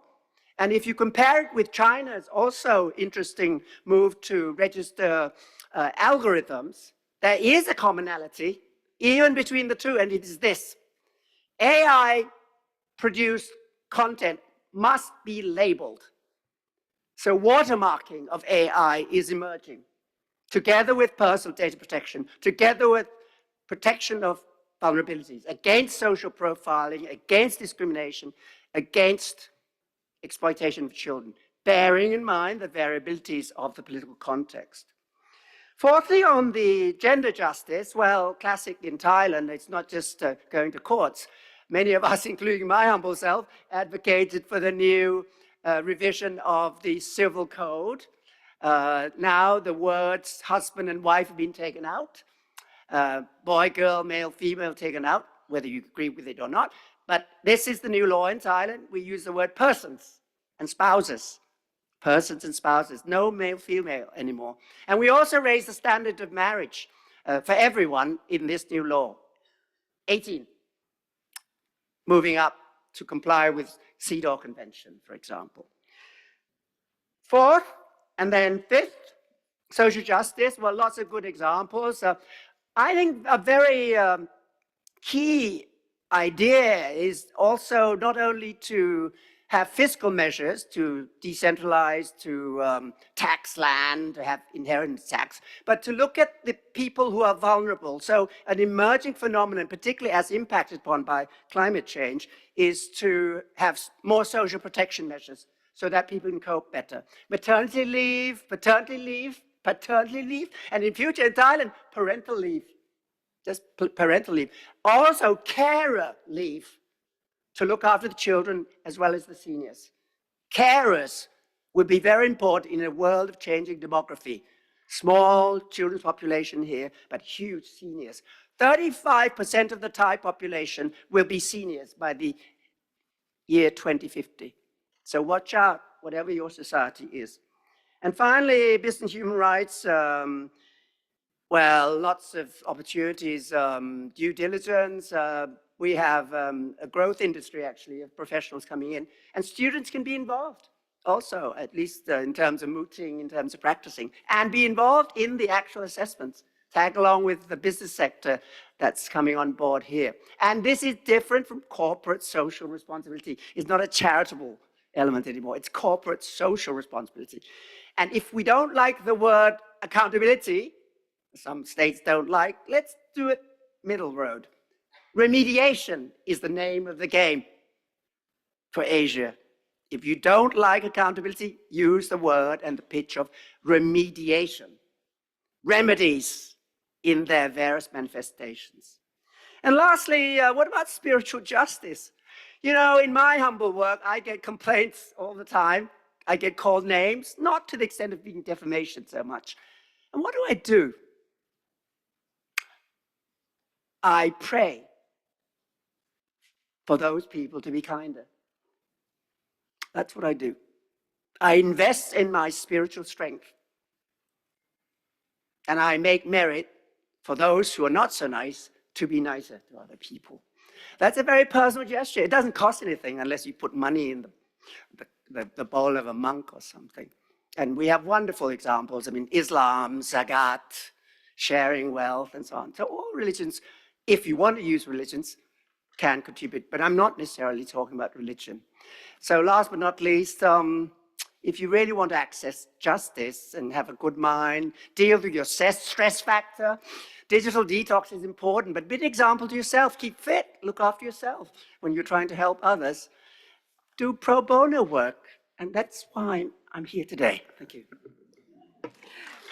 Thank you, Professor Vitit, and for sharing really concrete examples of how we can personally also take this forward.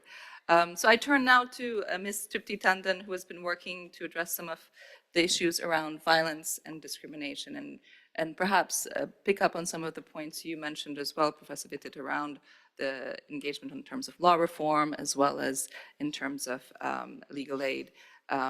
So Ms. Tandon, can you tell us more on how the law can be a tool to address some of these systemic injustices facing marginalized communities? Thank you, Aparna. I want to just start with an anecdote.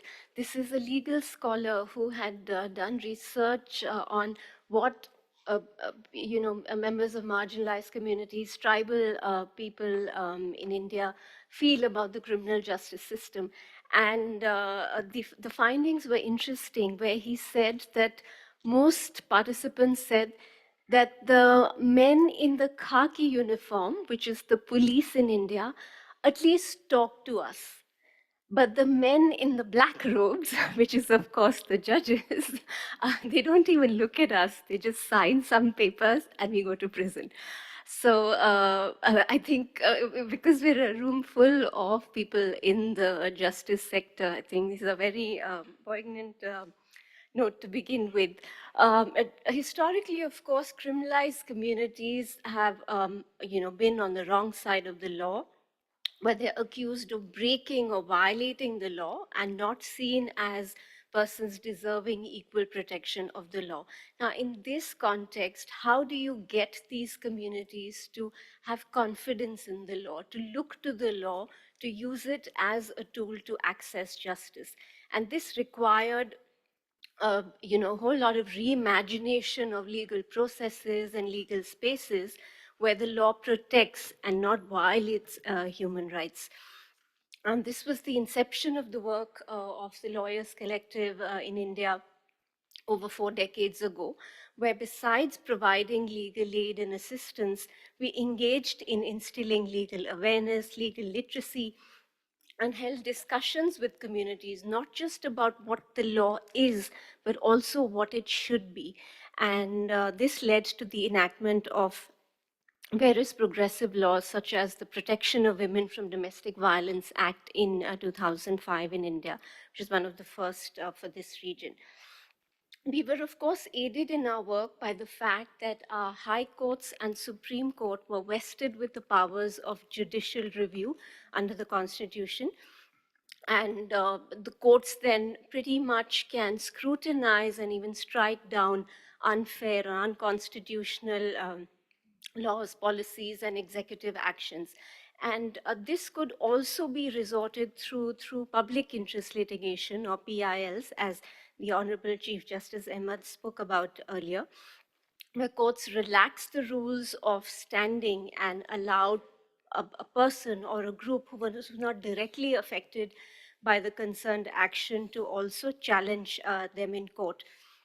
And it was the PIL mechanism that allowed us to successfully challenge the colonial era legislation, Section 377 of the Indian Penal Code, which criminalized same-sex relations. For another community that we work with, their big legal moment came, and this is sex workers, where the Indian Supreme Court, in a case where the court took suo motu cognizance, and apart from PILs, of course, the suo motu powers of the court are also important to allude to, of the precarious conditions in which they live and work. And of course, initially the court was of the view that sex work itself is incompatible with dignity, but over the course of work done by a court-appointed panel and the litigation that we pursued for social protection of sex workers during COVID-19, finally in May 2022, the Indian Supreme Court said that sex workers are entitled to the right to live with dignity, and that dignity is impaired not by their work, but by the social stigma attached to their work, and passed a slew of directions for protection of their rights under Article 21, which includes directions for police and legal services authorities. Another example in India has been the National Legal Services Authority, a statutory body set up to look at access to legal aid and justice, ingenuously using its mandate, which was also to carry out social justice litigation for matters of special concern to the weaker sections of society.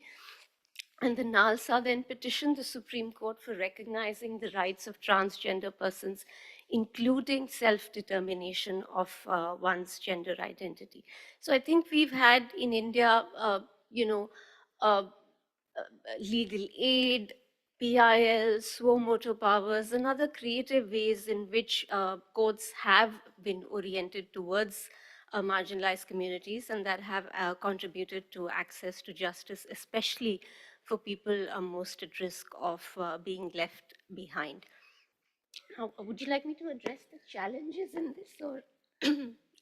Yes, just as a follow-up, and maybe in terms of the challenges, but also in terms of, you talked about how the law can be a tool, but it also can be misused, right? And that's would be good to, I think earlier this morning, we also heard about how it can be, there are increasing cases of judicial harassment. So what are some ways that we can address some of these issues of judicial harassment and counter discriminatory laws and policies that exist, especially in environments where we see shrinking civic space? So for us, some of the challenges, of course, are firstly that sometimes courts pass orders, and typically in PILs, that are vague, nebulous, or fuzzy. They are these very high-sounding words, but they're pretty much incapable of implementation. So the communities feel very happy when the decision is announced, but days, months, or years later, they have nothing in hand. And of course, there have been instances where rights have been recognized without remedies, such as the celebrated Supreme Court decision on the right to privacy, where the Indian Supreme Court said that we all have the fundamental right to privacy, but this privacy is still elusive as, 7 years later, there are no statutory laws that address breaches of privacy. So people pretty much have nothing in hand. Another very clever tactic has been, and this is again speaking to the issue of PILs, is now we have PILs that are deliberately poorly drafted and even poorly argued, which courts readily reject, and these are used to then shield constitutionally suspect actions from challenge and claim that courts have actually approved of the particular government action, or law or policy. We have also had cases where, contrary to the constitutional norm and mandate, courts interpret fundamental rights narrowly and the state's power to restrict those rights very widely. Not only has the court upheld overly punitive laws, but also through its interpretation expanded the coercive powers of the state beyond what is originally provided by the legislature. And curiously, this has happened in the areas of drug control and money laundering, which are governed by international treaties. And in fact, our court has blindly applied resolutions and recommendations of global bodies, with the government raising the specter of international obligations, and the world is watching, and we must have very strict enforcement over these areas, and ignored the constitution and basic features of the legal system, which is what these treaties are actually themselves subject to. And needless to say, such decisions have resulted in the further weaponization of stringent laws and their use against political opponents, dissenters, and civil society.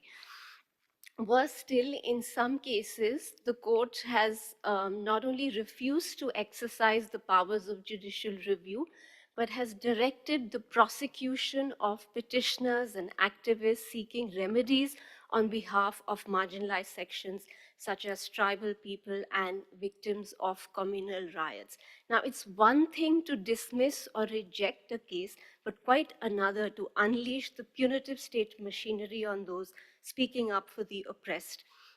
This has had a severe chilling effect and has ended up stifling access to justice for the most marginalized. In terms of, your question as to how to address these challenges, I think we all know and we acknowledge that there are no simple solutions. This is a very, very complex area. And I think the solutions, if any, must come from within, that is internally from the judiciary, where judges know that they owe allegiance to the Constitution and nothing else, not to any other power or any other person, as well as externally through, debates, through, peer kind of influence, watchdogs, etc. But I think all of these can swing both ways. The dilemma really is that how do we insulate the judiciary from political interference or pressure from external quarters? And certainly we need to do that. But at the same time, ensure that their actions are not beyond the pale of scrutiny. So I end here. Thank you very much, Tripti. I think your points around, the law as a tool to ensure access to justice, but also the risk of weaponizing the laws are really important points. And how do we make sure that we have uphold the independence of the judiciary to make sure that in line with human rights and the Constitution? So Thank you for that. I would like to now turn to Mr. Cadiz to make the link a bit further in terms of the role of independent institutions and as part of the broader justice ecosystem. So Mr. Cadiz, having been a commissioner at the Commission on Human Rights of the Philippines and a practicing lawyer for more than 25 years before that, you've seen how national human rights institutions are complementary mechanisms to state-based justice mechanisms. Can you tell us a bit more about how they can work together with formal justice systems and other alternative means to provide remedies for victims of rights violations?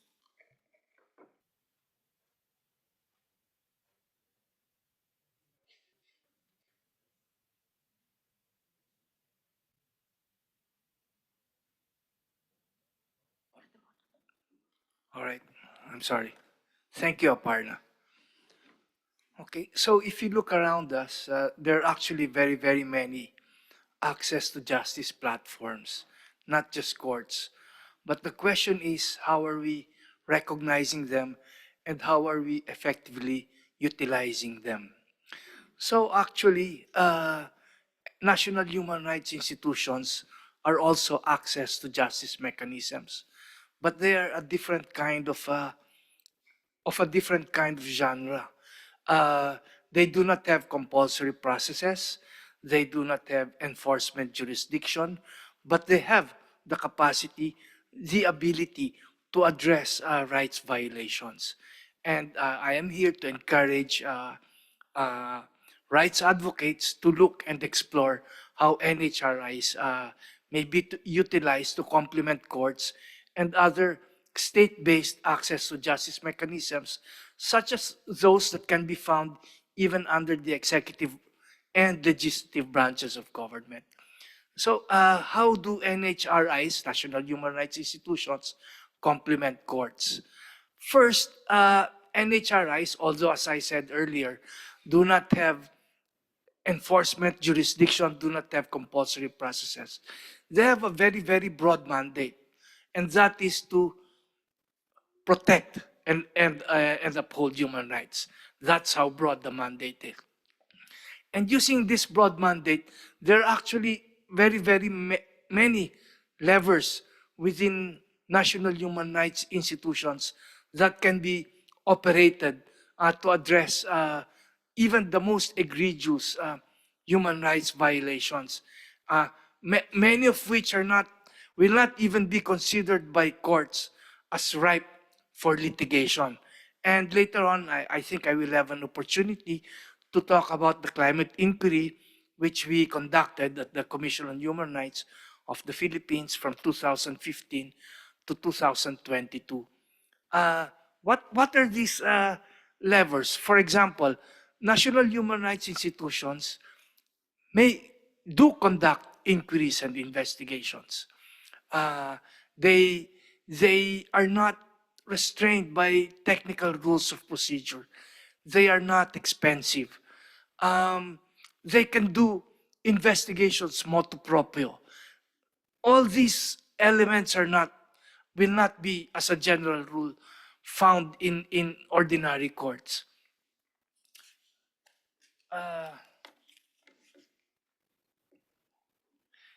The other advantage of NHRIs is that they can go beyond the issue of territorial jurisdiction, as I will explain later on when we conducted our climate inquiry. So they're very good also in handling transboundary issues. They, at the end of their inquiries and investigations, they issue findings and recommendations.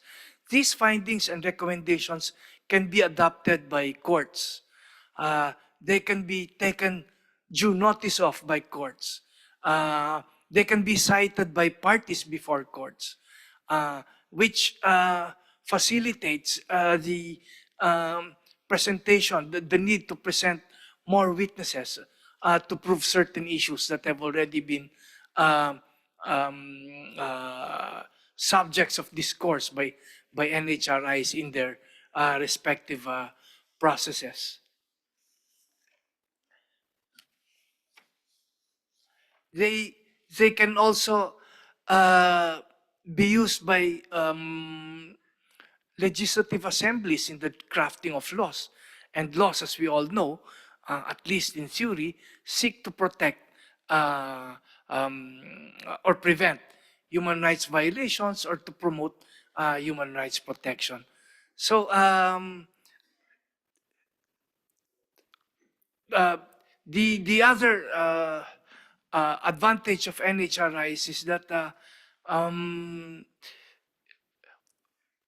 they can be they can go beyond initial issues that are presented to them by parties. Unlike courts, courts cannot go beyond the issues as defined by very individual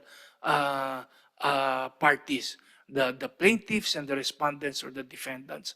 But national human rights institutions can go beyond such issues if they see that they're relevant, that there is relevance in tackling these further collateral issues. And this would be this power, this ability of the NHRIs to do so will be much explained later on.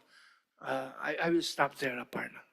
Thank you, Mr. Cadiz. And you mentioned the Commission of Human Rights of the Philippines National Inquiry on Climate Change. Can you tell us a bit more about that briefly, as we're running out of time? And also, you have a proposal for an inter-NHRI inquiry mechanism for handling transboundary issues. Maybe you can elaborate and share a little bit about your ideas around that. Thank you. That would take a lot of time, but so I'll be very brief. I don't think I have that much time. But I think tomorrow I will have an opportunity to discuss this in more detail in a side meeting at 5 p.m., 5:10 p.m. I think, but the details of which we can perhaps announce later. But briefly, talking about our national inquiry on climate change. So in 2015, a petition was filed before our commission seeking to establish climate change as a human rights issue. Previous to this, many cases have been filed before regular courts seeking to address the challenges posed by climate change, and they've practically all been dismissed by courts. And even the very first attempt to frame climate change as a human rights issue, filed in 2005 before the Inter-American Commission on Human Rights, was dismissed by this Inter-American Commission under the Organization of American States.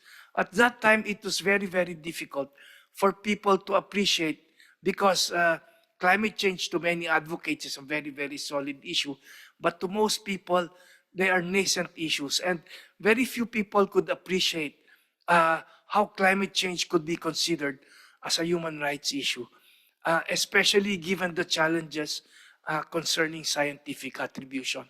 And the thinking then was that if you cannot solve the attribution issue, if you cannot link the violation to a particular violator, such that they can be held liable for the injuries caused by climate change, then it is not a human rights issue.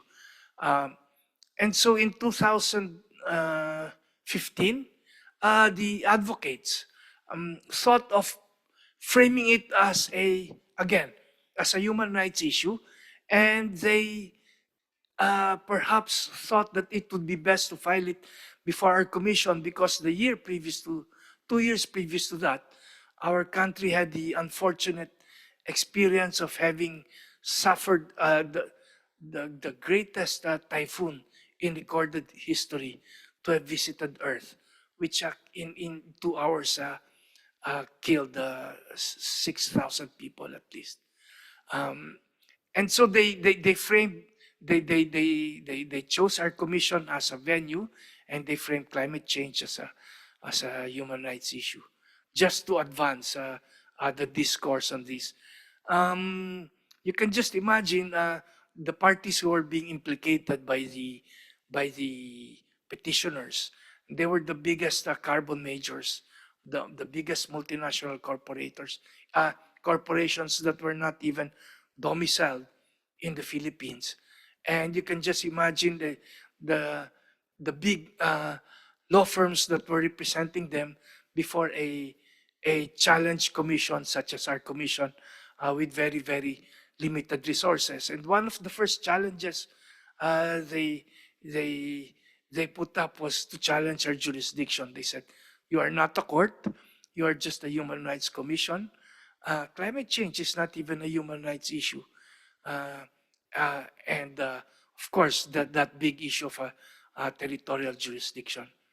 They sought to dismiss the petition. But we, as I said, we found a way to use our commission because we realized that this was a very, very big existential threat, and somehow we had to find a way to be a part of this dialogue. And so we dismissed the objections. I don't think I have much time to explain later on today, but later on, maybe tomorrow I can. But suffice it to say that we invoked just finding a way to go through with the advocacy. We invoked the principle that the mandate holder also has the power to define what is the scope of its mandate. And just by invoking that, we were able to proceed with our proceedings. We said that climate change was an issue that's not limited, cannot be limited within a particular state jurisdiction such as the Philippines, because this is a global issue. And we said that we were going to conduct a global inquiry, which we did. So we held 10 hearings in Manila, and surprise, we held 2 hearings in New York, in no less than the premises of the New York Bar Association. And we also held 2 hearings in Europe, in London, at the London School of Economics. We emphasized several elements here. Number one, we underscored the fact that climate change was a global issue, and that's why we were in these other continents. Number two, we recognized that we wanted to also give due process to the major companies that were being implicated in the crisis. Most of them were represented by the biggest New York companies, and many of them were also located in Europe. The respondents said they were not going to participate as we could not compel them, and we did not attempt to compel them. It would have been foolish for us to do so. We cannot compel them. We have no subpoena powers to compel them to appear, and we cannot enforce penalties on them should they refuse to do so. But we said that whether or not they choose to appear, we will come out with our findings and recommendations based on the evidence that will be presented before us. And that was what we did, and the rest is history. So the findings and recommendations are now being invoked by law firms in many jurisdictions. And the process that we employed is now regarded as a landmark development in the practice of national human rights institutions in the conduct of their inquiries. Now, which brings me to our advocacy regarding the creation of inter-NHRI inquiry panels. We have proven in our climate inquiry that even just a single national human rights institution can conduct a global dialogue. You just have to be creative, you just have to know your limits, and you have to observe due process of law. Now, the next step is to gather, promote collaboration among different NHRIs in the consideration of many human rights issues, which we now see are mostly transboundary. Many human rights issues right now are actually transboundary. And it would be very, very difficult if individual state jurisdictions would be left in NHRIs would be left alone, as we have encountered the difficulties in grappling with these issues. By combining inter-NHRIs in a collaborative effort, and then it will have more gravitas in its findings. There will be more sharing of resources. There will be more depth in their findings. And so this is what we are trying to promote now. And we sincerely believe that this is a doable mechanism. As we are now trying to do within the Southeast Asia NHRI Forum, we have started our efforts even during my term before my retirement I retired in 2022, but in 2017, it has actually already received much support. And now we are trying to revive it. 2 months, 3 months ago, we recently had held within the Commission on Human Rights of the Philippines a session, a meeting that involved the NHRIs within the ASEAN. And they are very supportive of this. This has the support of the Global Alliance of National Human Rights Institutions, the Asia Pacific Forum, and other international NGOs. And this is really the way to go. There is no other way forward but to promote collaboration among national human rights institutions, and later on, collaboration between NHRI forums and intergovernmental human rights forums, such as within our region, the IHR. So I will stop there. Thank you very Thank much, you very much. Mr. Cadiz. I would like to now turn to Ms. Patricia Kamari Mbote, because she'll be speaking on around environmental and climate justice issues, which are some of the issues that you have also raised, Mr. Cadiz.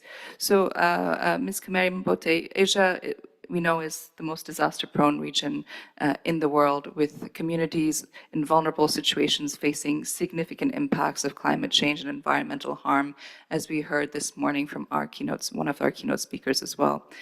As the discussion globally on loss and damage evolves, what trends are you seeing at the national levels to address the disproportionate impact of climate change, both within legislative frameworks and judicial decisions, and also what tools exist to support states at the national level to address some of the negative impacts of climate change, especially on marginalized communities? So over to you.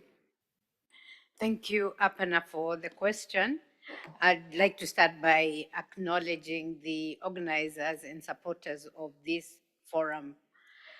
I think I start at the point of the climate crisis, whose impacts have been growing exponentially.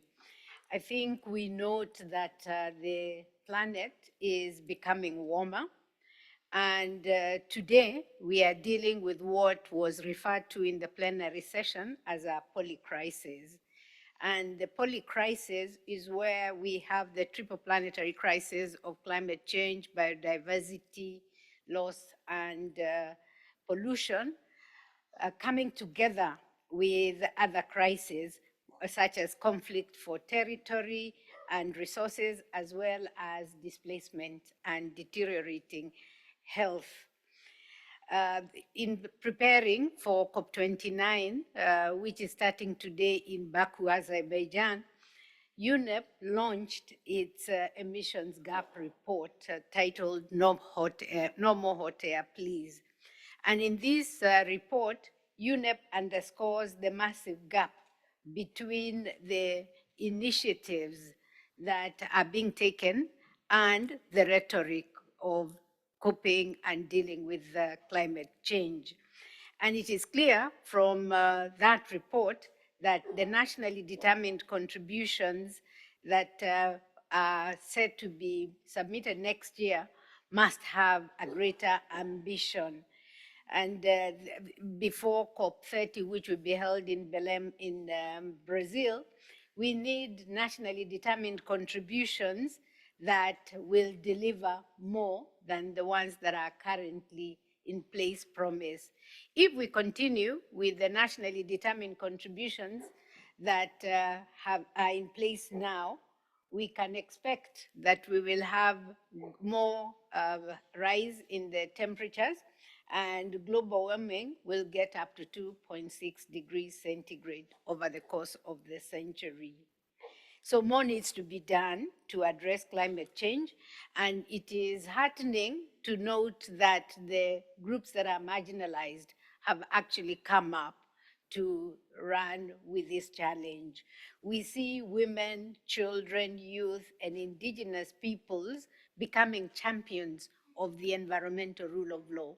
The environmental rule of law being the application of conventional rule of law principles in the area of the environment. The groups are coming together to demand more accountability from governments and corporations, and they have actually started turning to courts, to tribunals, and to quasi-judicial bodies to demand climate justice. We see interesting trends and encouraging ones in this region. One is the constitutional or legal protection of civic engagement, which is not widespread around the world. We see the Constitution of Thailand 2017 guaranteeing the rights of access to information and public participation in environmental decision making.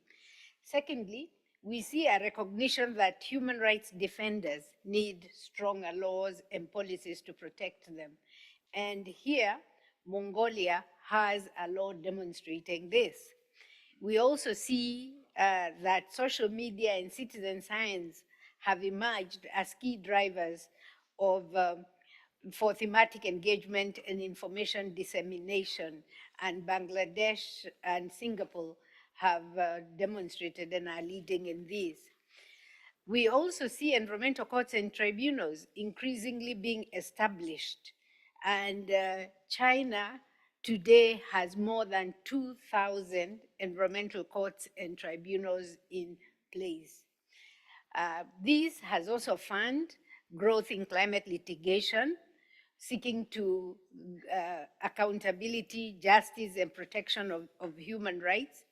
And in the Global Climate Litigation Report published in 2023, we see that as of 2022 December, 2,180 climate-related cases had been filed in 65 jurisdictions.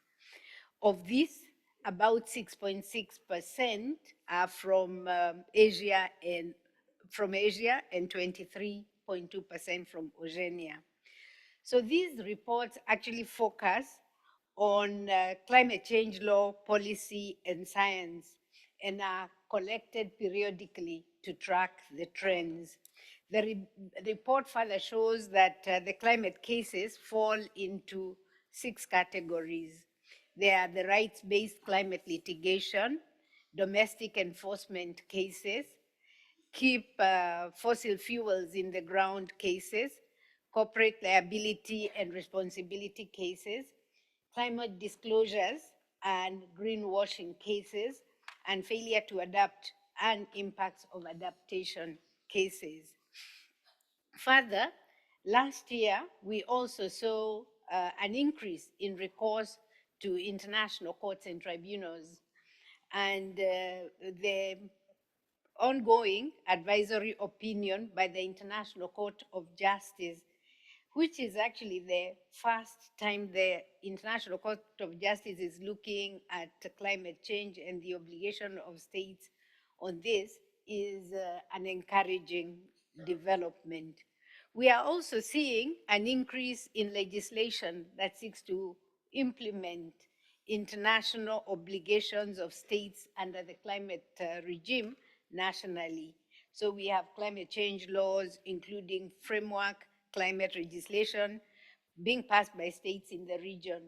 Fiji passed their Climate Change Act in 2021, The Environment Code of Cambodia of 2023 also has specific sections on climate change. And we have a draft climate change law in Thailand. These laws, in addition to climate policies, are important to realize action needed to address climate change. Many tools exist to support member states to deal with the climate crisis, and I will only address a few that are hosted by UNEP.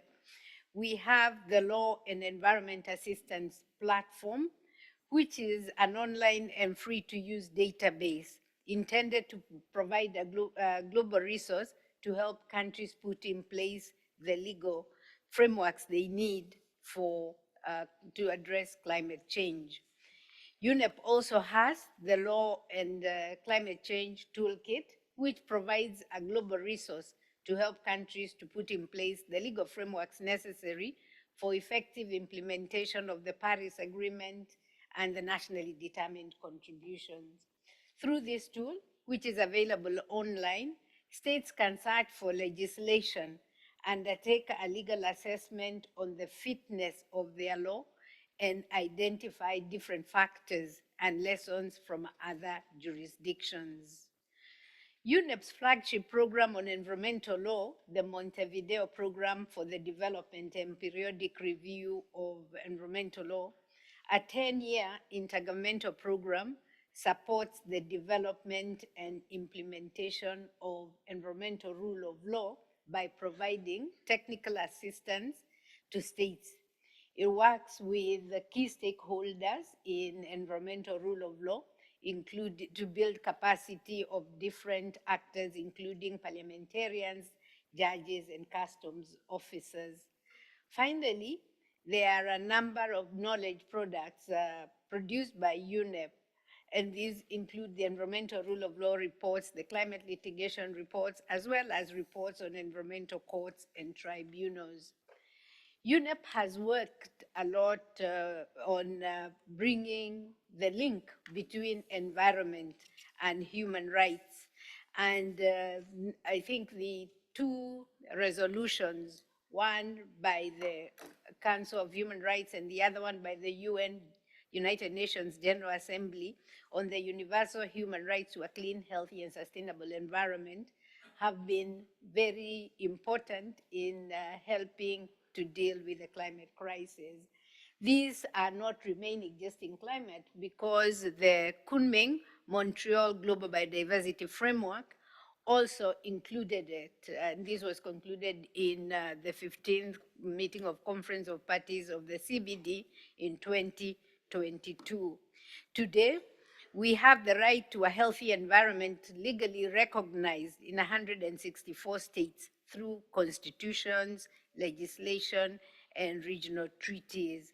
And the key elements in this are access to information, public participation, and access to justice. We have more than 70% of UN member states having legal provisions at national and subnational levels guaranteeing these rights. And it is noteworthy that in the Asia-Pacific region, only 55% of the total Asia-Pacific states have the right. But this is, it is not all lost, because regional frameworks can also help. And the ASEAN region is currently discussing a framework on environmental rights, the ASEAN Declaration on the Right to a Safe, Clean, Healthy, and Sustainable Environment, on which a consultation was held last week. So increasingly, we also see in other parts of the world, like in Africa, calls for regional instruments, and these have been inspired by the Escazú Agreement in the Latin American space. So mechanisms or instruments are needed to accelerate actions and remedies, and this is what we've heard about this morning. And at the end of the day, what we need to do is to have components for the protection, promotion, respect, and fulfillment of human rights. And this will ensure that we implement the right to a healthy environment and that it doesn't remain just on paper. universal implementation of norms related to procedural environmental rights also lead to more legitimate environmental decisions and policy making. And they also guarantee transparency and accountability, building trust in governmental action by communities and individuals, not just in the realm of the environment, but also in business and other realms. Thank you. Thank you very much, Patricia, for really highlighting that people-centered justice is strongly linked to environmental justice and promoting accountability for environmental harms. I'm going to now turn to our last speaker, Dr. Fisset, and I know we are very much over time, so we'll try to wrap it up after Dr. Fisset's intervention, and unfortunately we will not have time for questions, but this helps set the framing for the discussions in the following session and in the coming days. So, Dr. Fisset, despite the significant justice challenges in the region and the negative trends and some of the trends that Professor Witted and others have referred to, we're also seeing new and innovative ways to address these entrenched justice challenges. What do you see in your experience in the Thailand Institute of Justice? What are some of the innovative approaches that have been effective in encouraging justice systems to be more responsive to people and their priorities? Thank you very much, Aparna. In light of limited time, I'll probably start with giving you 3 frameworks that I use to assess the progress made with this regard. I think in order for the justice system to be more people-centered, really we need to adopt an empirical and evidence-based approach. We need really to make use of data and information that would tell us what are the needs of the people on the ground as they experience them. Of course, we need to have collaboration, but I would emphasize the need for a whole society approach to collaboration. And lastly, we need an ecosystem in order for the justice innovation to work. So going back to what do I see in terms of progress made, I think in terms of making use of the empirical data, we have seen development and big movement within the Court of Justice in several countries in trying to make use of the digital technology to learn more about the service and how to make it more friendly to the users. In Thailand, earlier this year, the Court of Justice initiated a project called Justice by Design. And that in a nutshell, they try to use the design thinking approach, and they work with not only the court personnel or high-level justice, they invite ordinary people, the ordinary user of the court service to attend 10 weeks workshop, trying to ideate, trying to see the problem from the point of view of the users of the court. And of course, UNDP Thailand has been a kind sponsor for this event. This is the first and early attempt, but very promising effort to try to be more people-centered. And one example that came out from this project is that the court now realized that their website is not very friendly for people with vision hindrance, disability. So they upgrade their service now, thanks to this insight. But of course, this is focusing on the early attempts by the court, and it focuses on the people who already come to the court. Another example I'd like to share is the attempt to map out the whole justice needs. And this, my organization, the Thailand Institute of Justice, has been involved with partners to conduct the first justice needs survey in Thailand in 2022, covering over 2,000 households. And we confirmed that the justice needs changes depending on who you're talking about and where they live.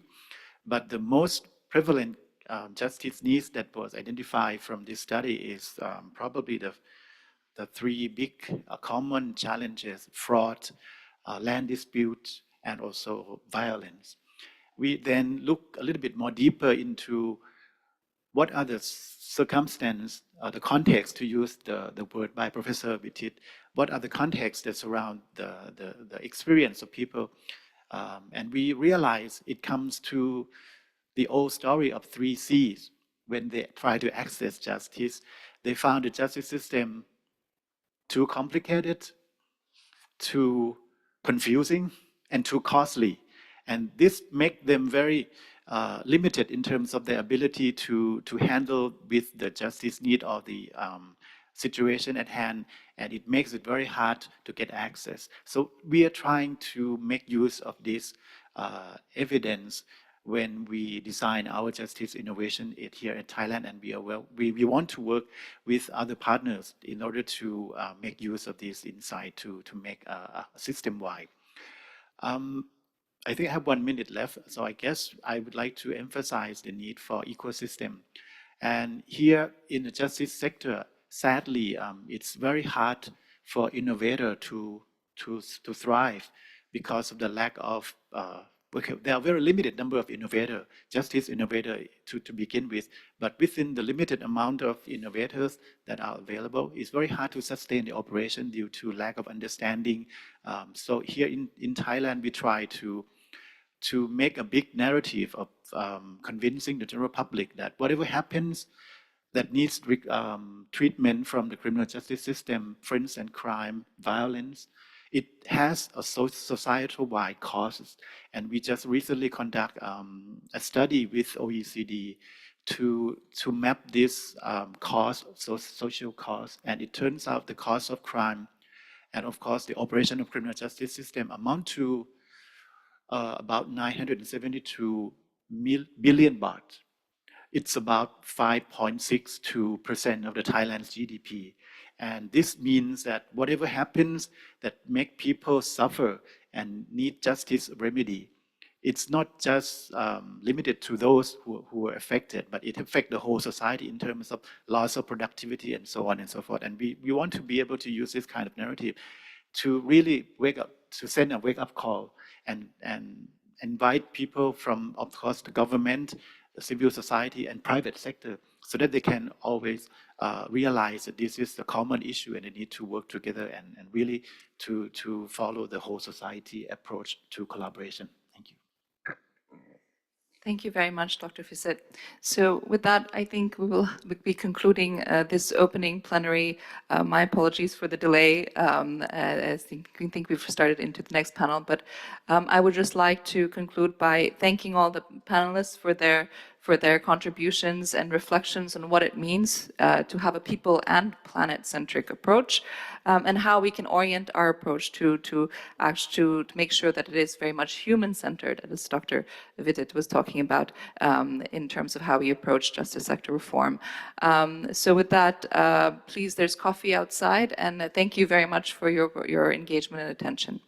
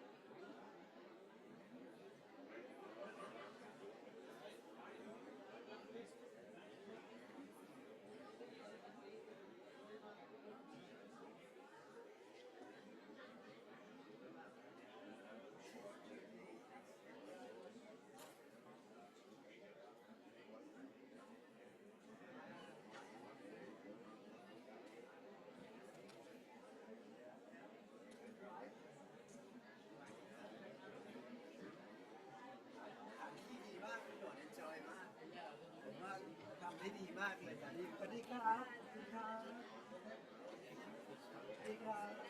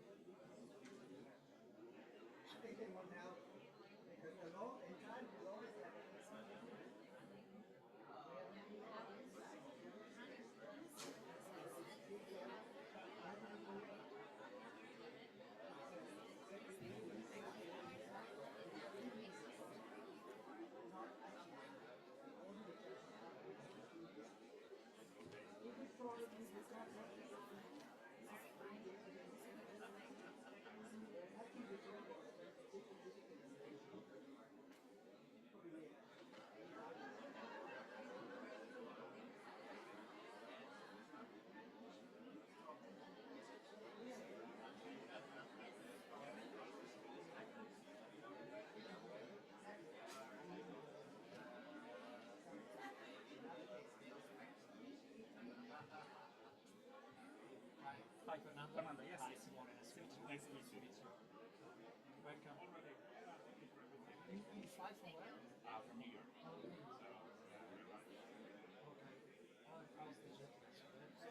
How's the jet lag? It's good you have this session. Yeah, exactly. Yeah, and it's such a long flight that you just sleep. Where did you transit? Where's our How long do you stay? I'm not saying it's a lot. Offensive timing and stepping in after very good speaker. 6 weeks.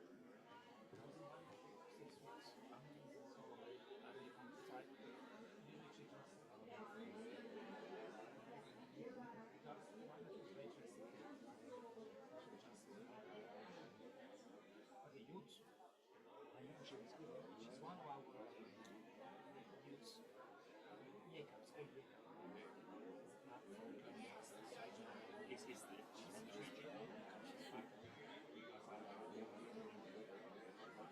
no, that's why it's really successful story showing the challenge.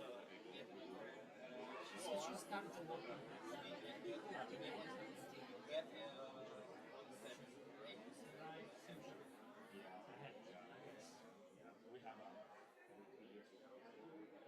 we're done.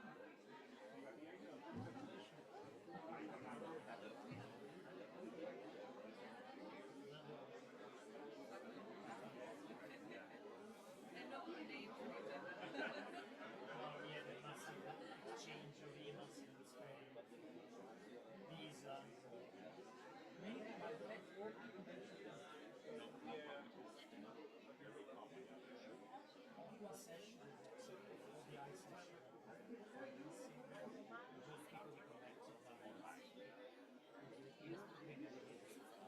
Civilization.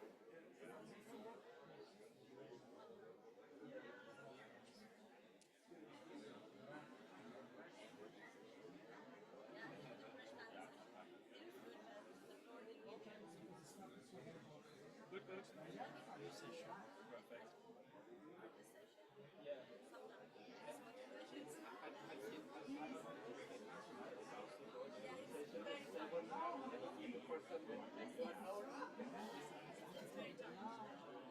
did a report on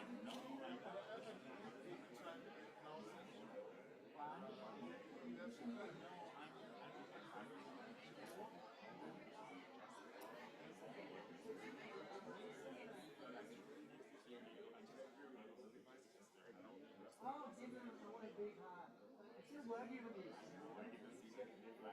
No problem at all. We'll have that position. Come in Cambodia. We'll always work with you. Before and after.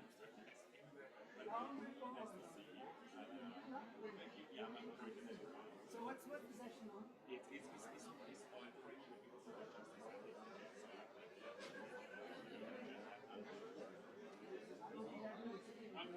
Likewise, thanks very much.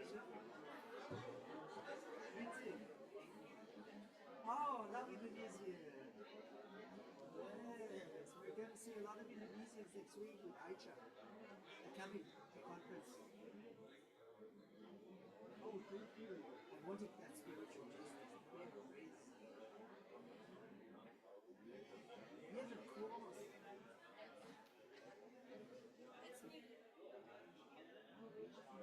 Yes, sure. You'll win the partner? Which year? Oh, congratulations.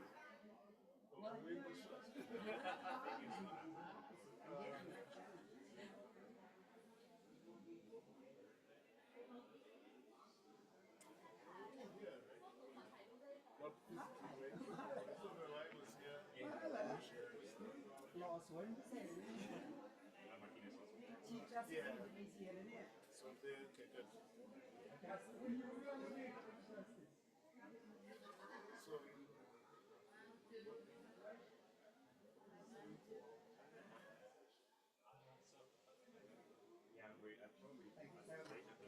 Can we leave you with the dress? Because I see a lot of Indonesians including, and whatever we can do to help. I did training on women's rights for you at One. Yeah, sure. I'm not sure what that card.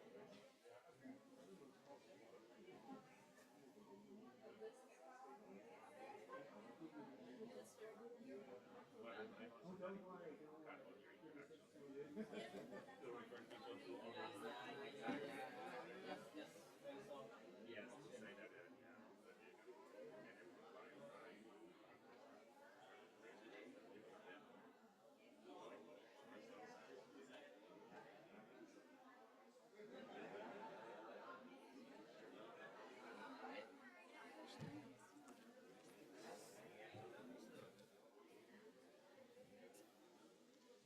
My camera's already set up. You were there. We'll be in touch, yeah? And Yeah, it's right over there. I come once in a while. Yes, I come to CSIS, I come to Condas, so there are opportunities, and I'm very, very happy to. And I train judges. I train judges. I train judges here. I train all the different judiciaries, except the military. But so you know, I'm very au fait. I'm very one with what's possible. Well, I tried it again. I tried to open avenues for everyone. It's a joy, great pleasure. Thank you. My name's Victor. Thank you.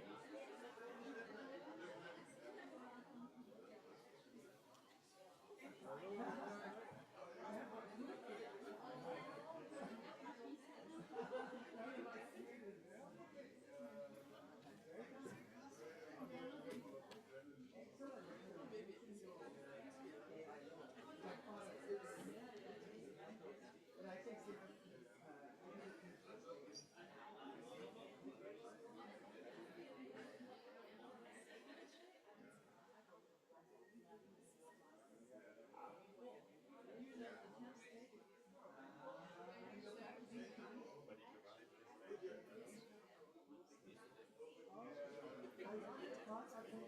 can I write it for you?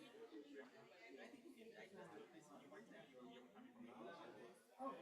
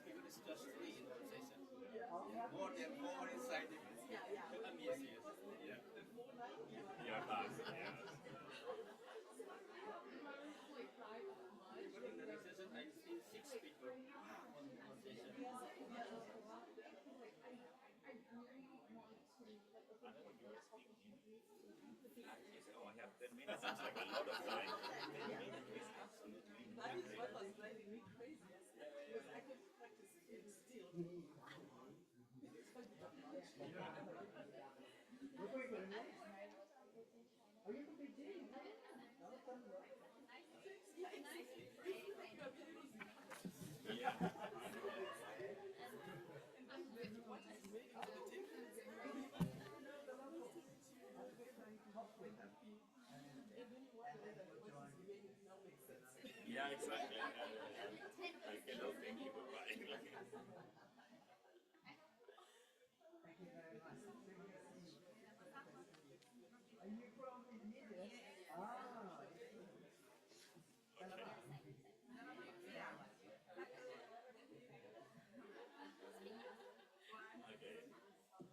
You will go fast, yeah. Thank you for your interest.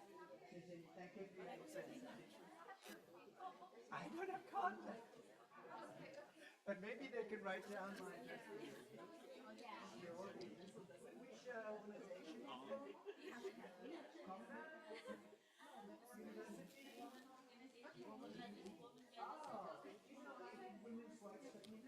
organization? I love doing that so much.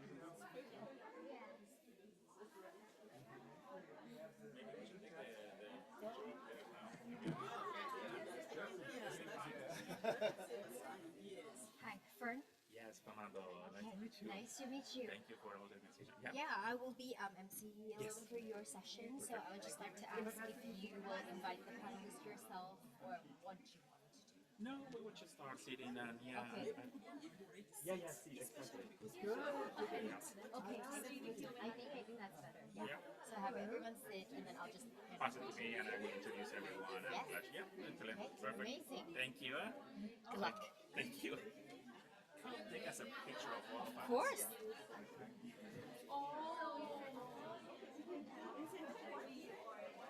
Yes, that's right.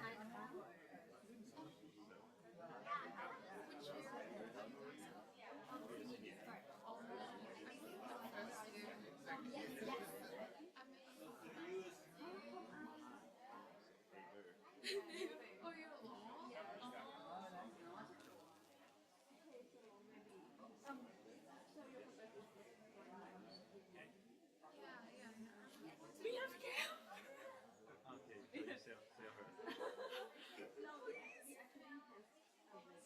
Whole project. Yeah, sure. Can I write it down?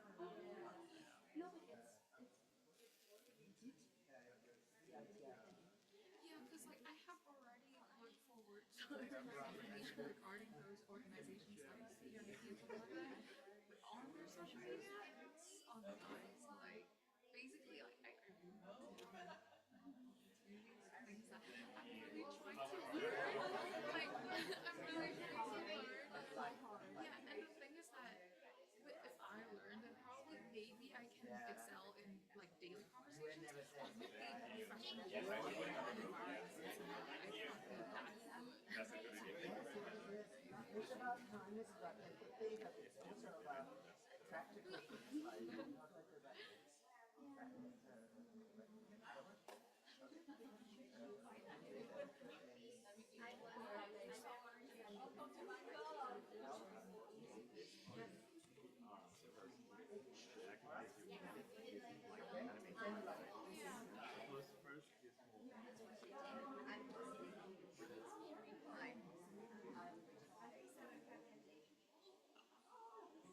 I know you very well. Look down at the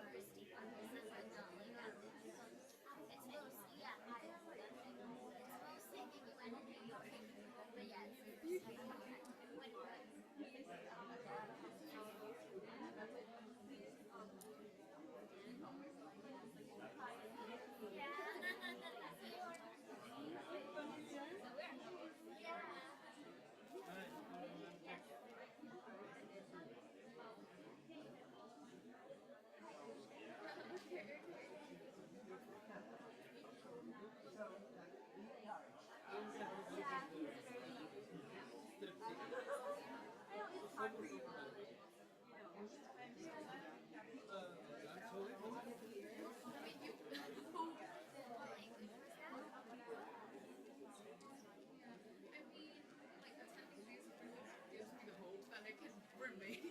But the thing is that like remaining is not the aim that I want to be.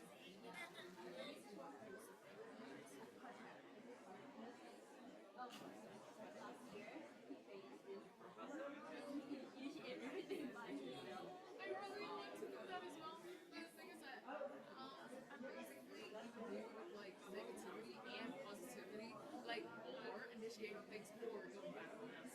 So like yeah.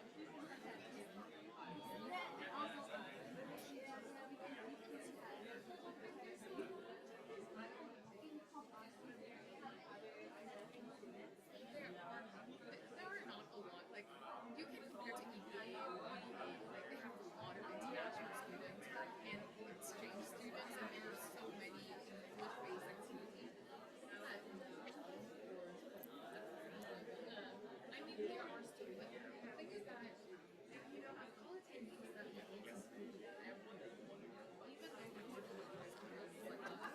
will continue with the morning agenda in a couple of minutes. So if you are in the conference room, please take a seat. Thank you.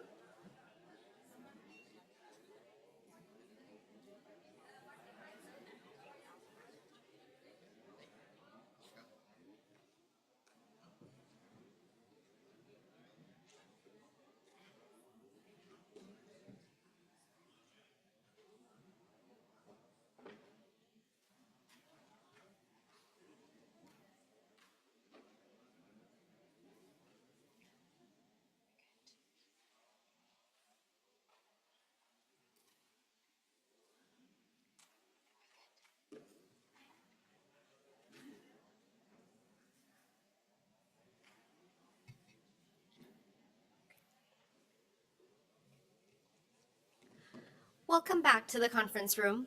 We will now continue with the morning agenda. The overarching session, Building the Business Case in the Asia-Pacific Region, People-Centered Justice as a Transformative Enabler for Agenda 2030, will set the stage for our conference. As we pass the midpoint of the 2030 Sustainable Development Agenda, it's clear that we must take decisive action to accelerate progress toward our shared goals. This session will explore how people-centered justice can serve as a powerful catalyst for achieving the SDGs and fostering inclusive, peaceful, and equitable societies across our region. Without further ado, I am pleased to hand over the stage to our moderator, Fernando Morani, Program Director, Justice, Inclusion, and Equality from Pathfinders, who will guide us through this session. Fernando, the floor is yours. Thank you, Fern, and good morning, everyone. I hope that the coffee was a good incentive to have a very engaging second session this morning. First, let me introduce Pathfinders. We are one of the partners in this conference, and Pathfinders is a platform and initiative that was created in 2016 to unpack the SDG 16 and advance the targets of peace, justice, and inclusion. It's hosted by the Center for International Cooperation from New York University, and we bring together government, civil society, and the private sector, international organizations to achieve our goal. I'm really honored to be moderating this morning's session, as you heard, building the business case in the Asia and Pacific region for people-centered justice as a transformative enabler for Agenda 2030. And it's really a pleasure to welcome you all again here in the room, but also those who are following virtually through YouTube. We prepare, and we are very proud to have this amazing panel that represent the diverse perspective. We have people from government, people from international organizations, activists, grassroots representatives. We always said, like, without partnership, so what we said always is like, to advance people-centered justice, we need partnership. Without partnership, we won't have people-centered justice. So we are really glad to be able this morning to hear all the different perspectives on what people is doing to advance these objectives. We were planning to have like a first intervention from each of the panelists, and then an interactive segment with all of you. We are a bit tight in time now because we're running a little bit behind schedule as any other conference around the world, but we have the commitment of the panelists to stick to their time, so at least we will have time for a few questions from your side. The objective today, as you heard of this overarching session, is to highlight the role of people-centered justice as a catalyst for achieving the SDGs, especially in fostering inclusive, peaceful, and equitable society across the Asia-Pacific region. We aim to explore how justice reform can act as a bridge to more resilient communities and societies, and to try to demonstrate how the economic and social return on invested on people-centered justice. We will try to address some of how reducing the justice gap and improving public trust in institutions will help to support individual rights, but also to contribute to sustainable growth. The investment in justice is indeed an investment in the social fabric and the economic health of our societies. We are convinced of this, and we hope that you will be convinced about this after listening to the panel this morning.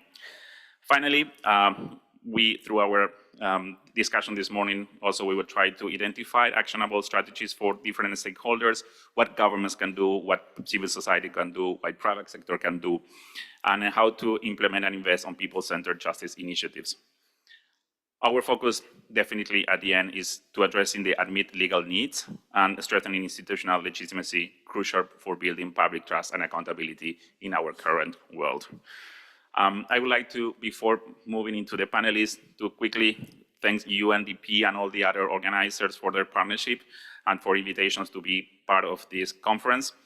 In particular, I need to thank also our team, the Pathfinders, the Justice team, who helped us put together this panel.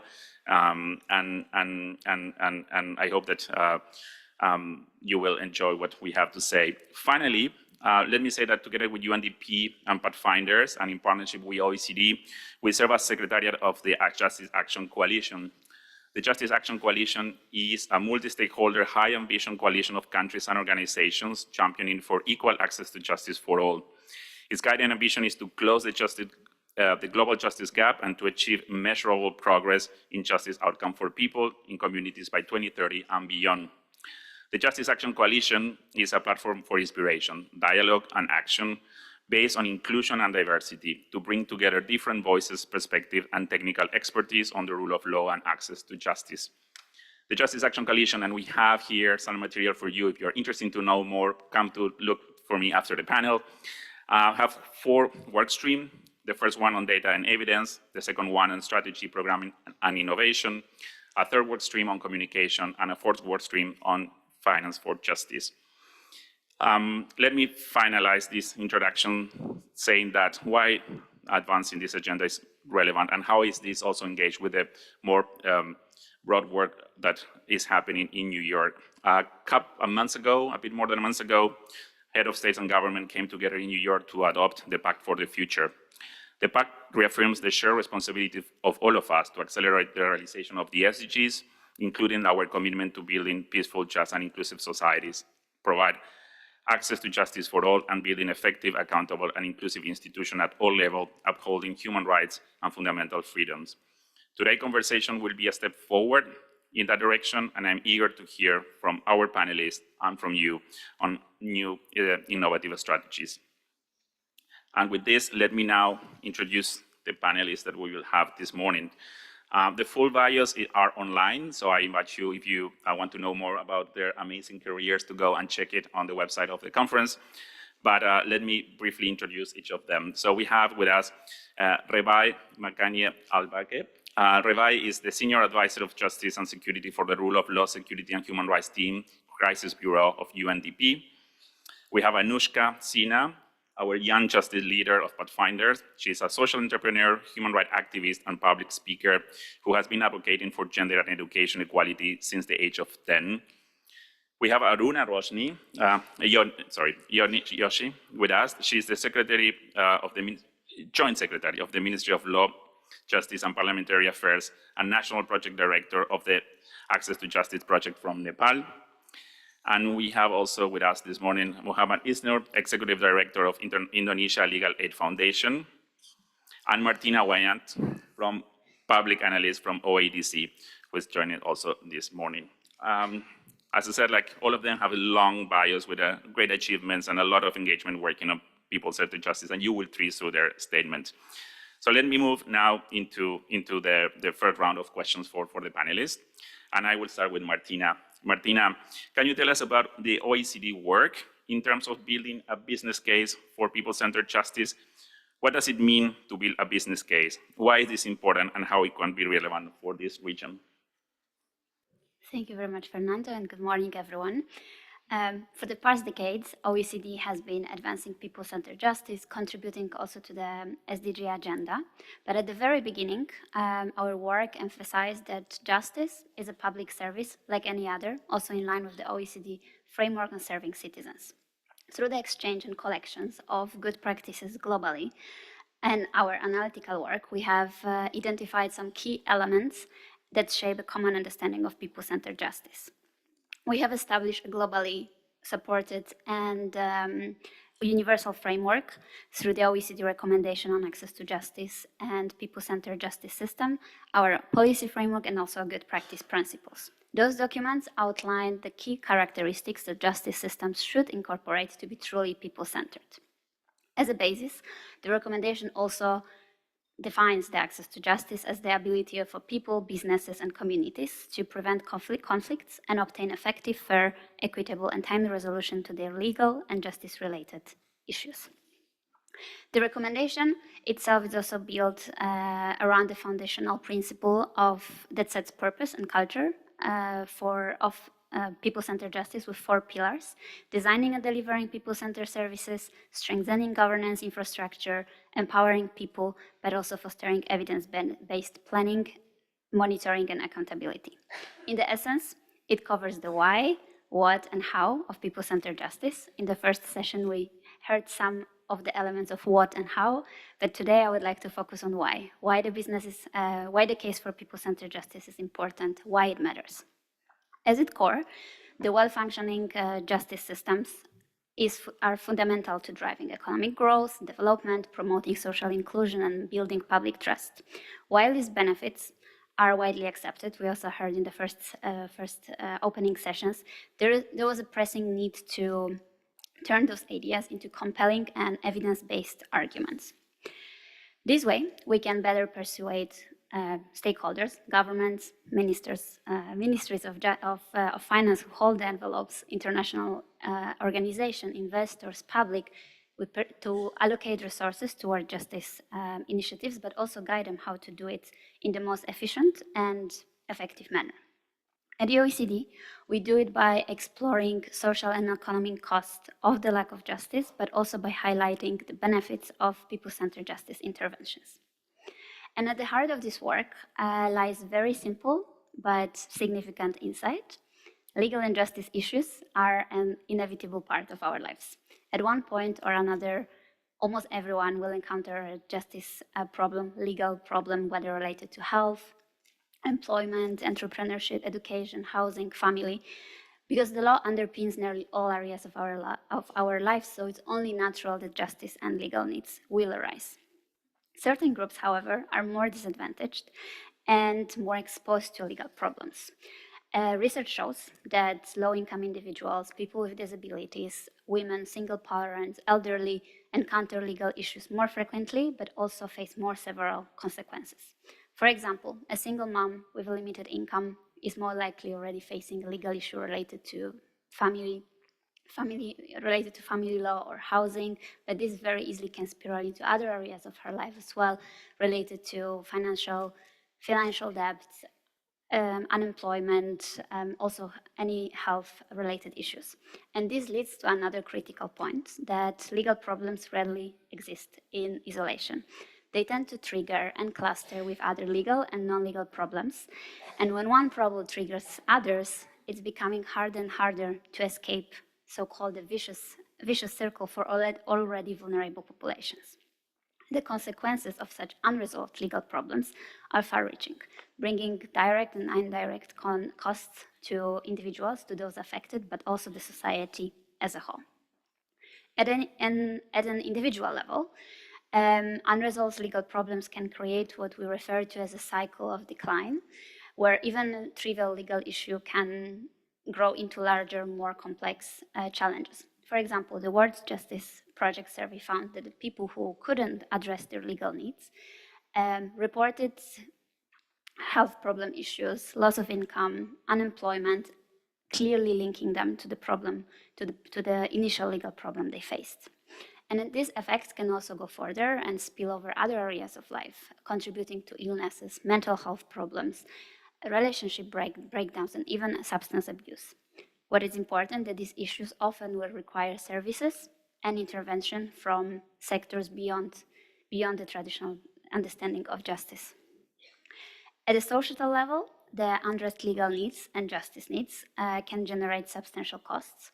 Back in 2019, OECD prepared a white paper on building case for justice.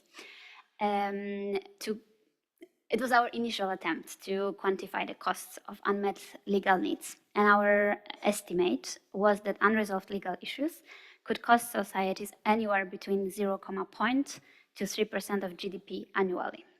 The figure provided a good starting point, but was likely a conservative underestimation, as it captured only the portion of the economic cost.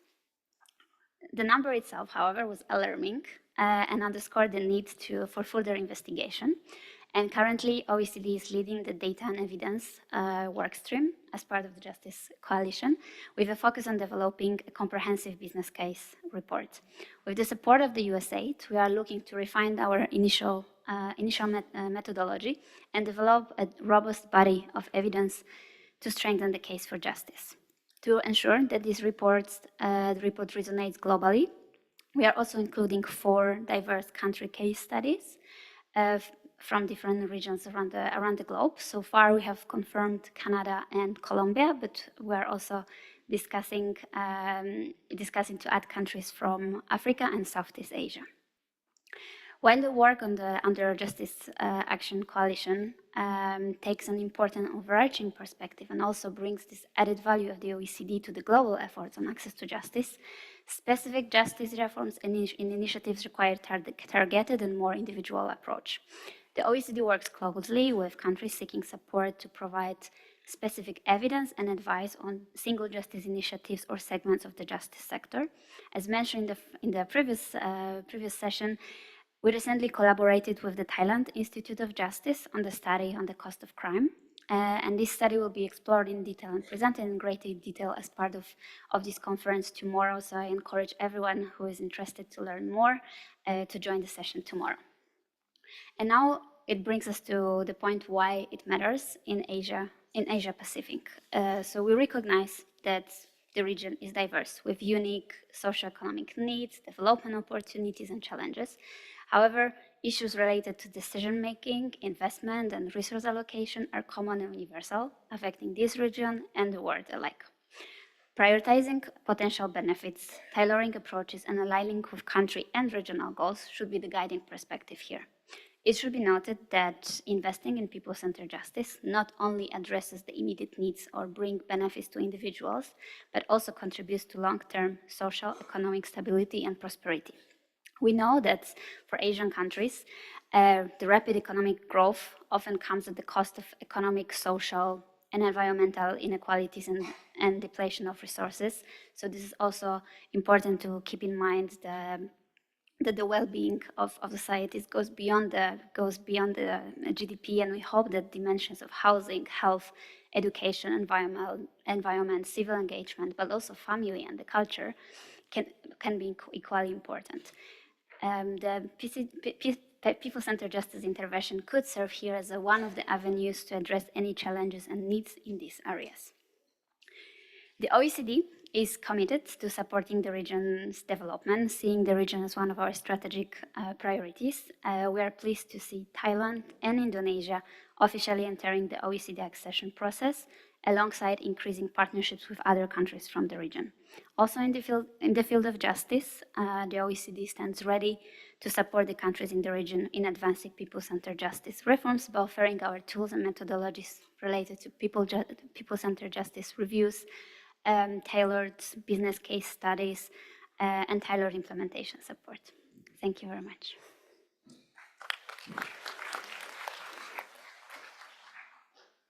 Thank you, Martina, and thank you for keeping to the time. Great, well done. And let me move now to Anushka. Anushka, so we're hearing why it matters people centered justice. What can you tell you about what are some of the other economics and social costs of unresolved justice issues and how they impact those on individuals and communities? Thank you so much for that question. Good afternoon, everyone. It's a privilege to be here, especially as someone who's been working to ensure every girl has access to their equal rights since the age of 10. As someone who firsthand experienced inequalities and injustices, it only propelled and pushed me to further fight so that every girl has access to their rights and no one is denied of the fact that they can get access to education, get a job, or be denied of their healthcare rights. The costs of lack of access to justice are both high, socially and economically, but I will try to put you through a few numbers first. According to the Justice for All report in a survey by the Task Force on Justice commissioned to the ODI, in the poorest of countries, it would cost $20 per person to provide a basic level of access to justice. In middle-income countries, it would cost $64, and in high-income countries, it would cost $190. In 5 of the 7 low-income countries surveyed by the World Justice Project, the total cost of the justice problems amounts to at least 2% of the GDP. The majority of these people surveyed had spent money on solving a justice problem, had suffered damage to their health, or had to miss or lose out on work. Unresolved justice issues lead to significant economic and social costs that ripple through both individuals and erode communities. As it has been spoken about multiple times throughout this morning, the World Justice Project's 2022 Rule of Index law states that over 5 billion people globally experience at least one unmet justice need. It can be civil, administrative, or criminal legal issues. Given the size of the justice gap, it is not unsurprising to all of us that localized impacts can damage entire societies. By driving exclusion and fueling grievances, injustice increases the risk of political instability. Not only that, crises of these kinds have a dramatic impact on any country's long-term prospects, reversing social and economic development and also increasing the risk of further instability. Countries with a recent history of characterized by human rights abuses are much more likely to experience violent conflict. Those that have one civil war are more likely to experience a second.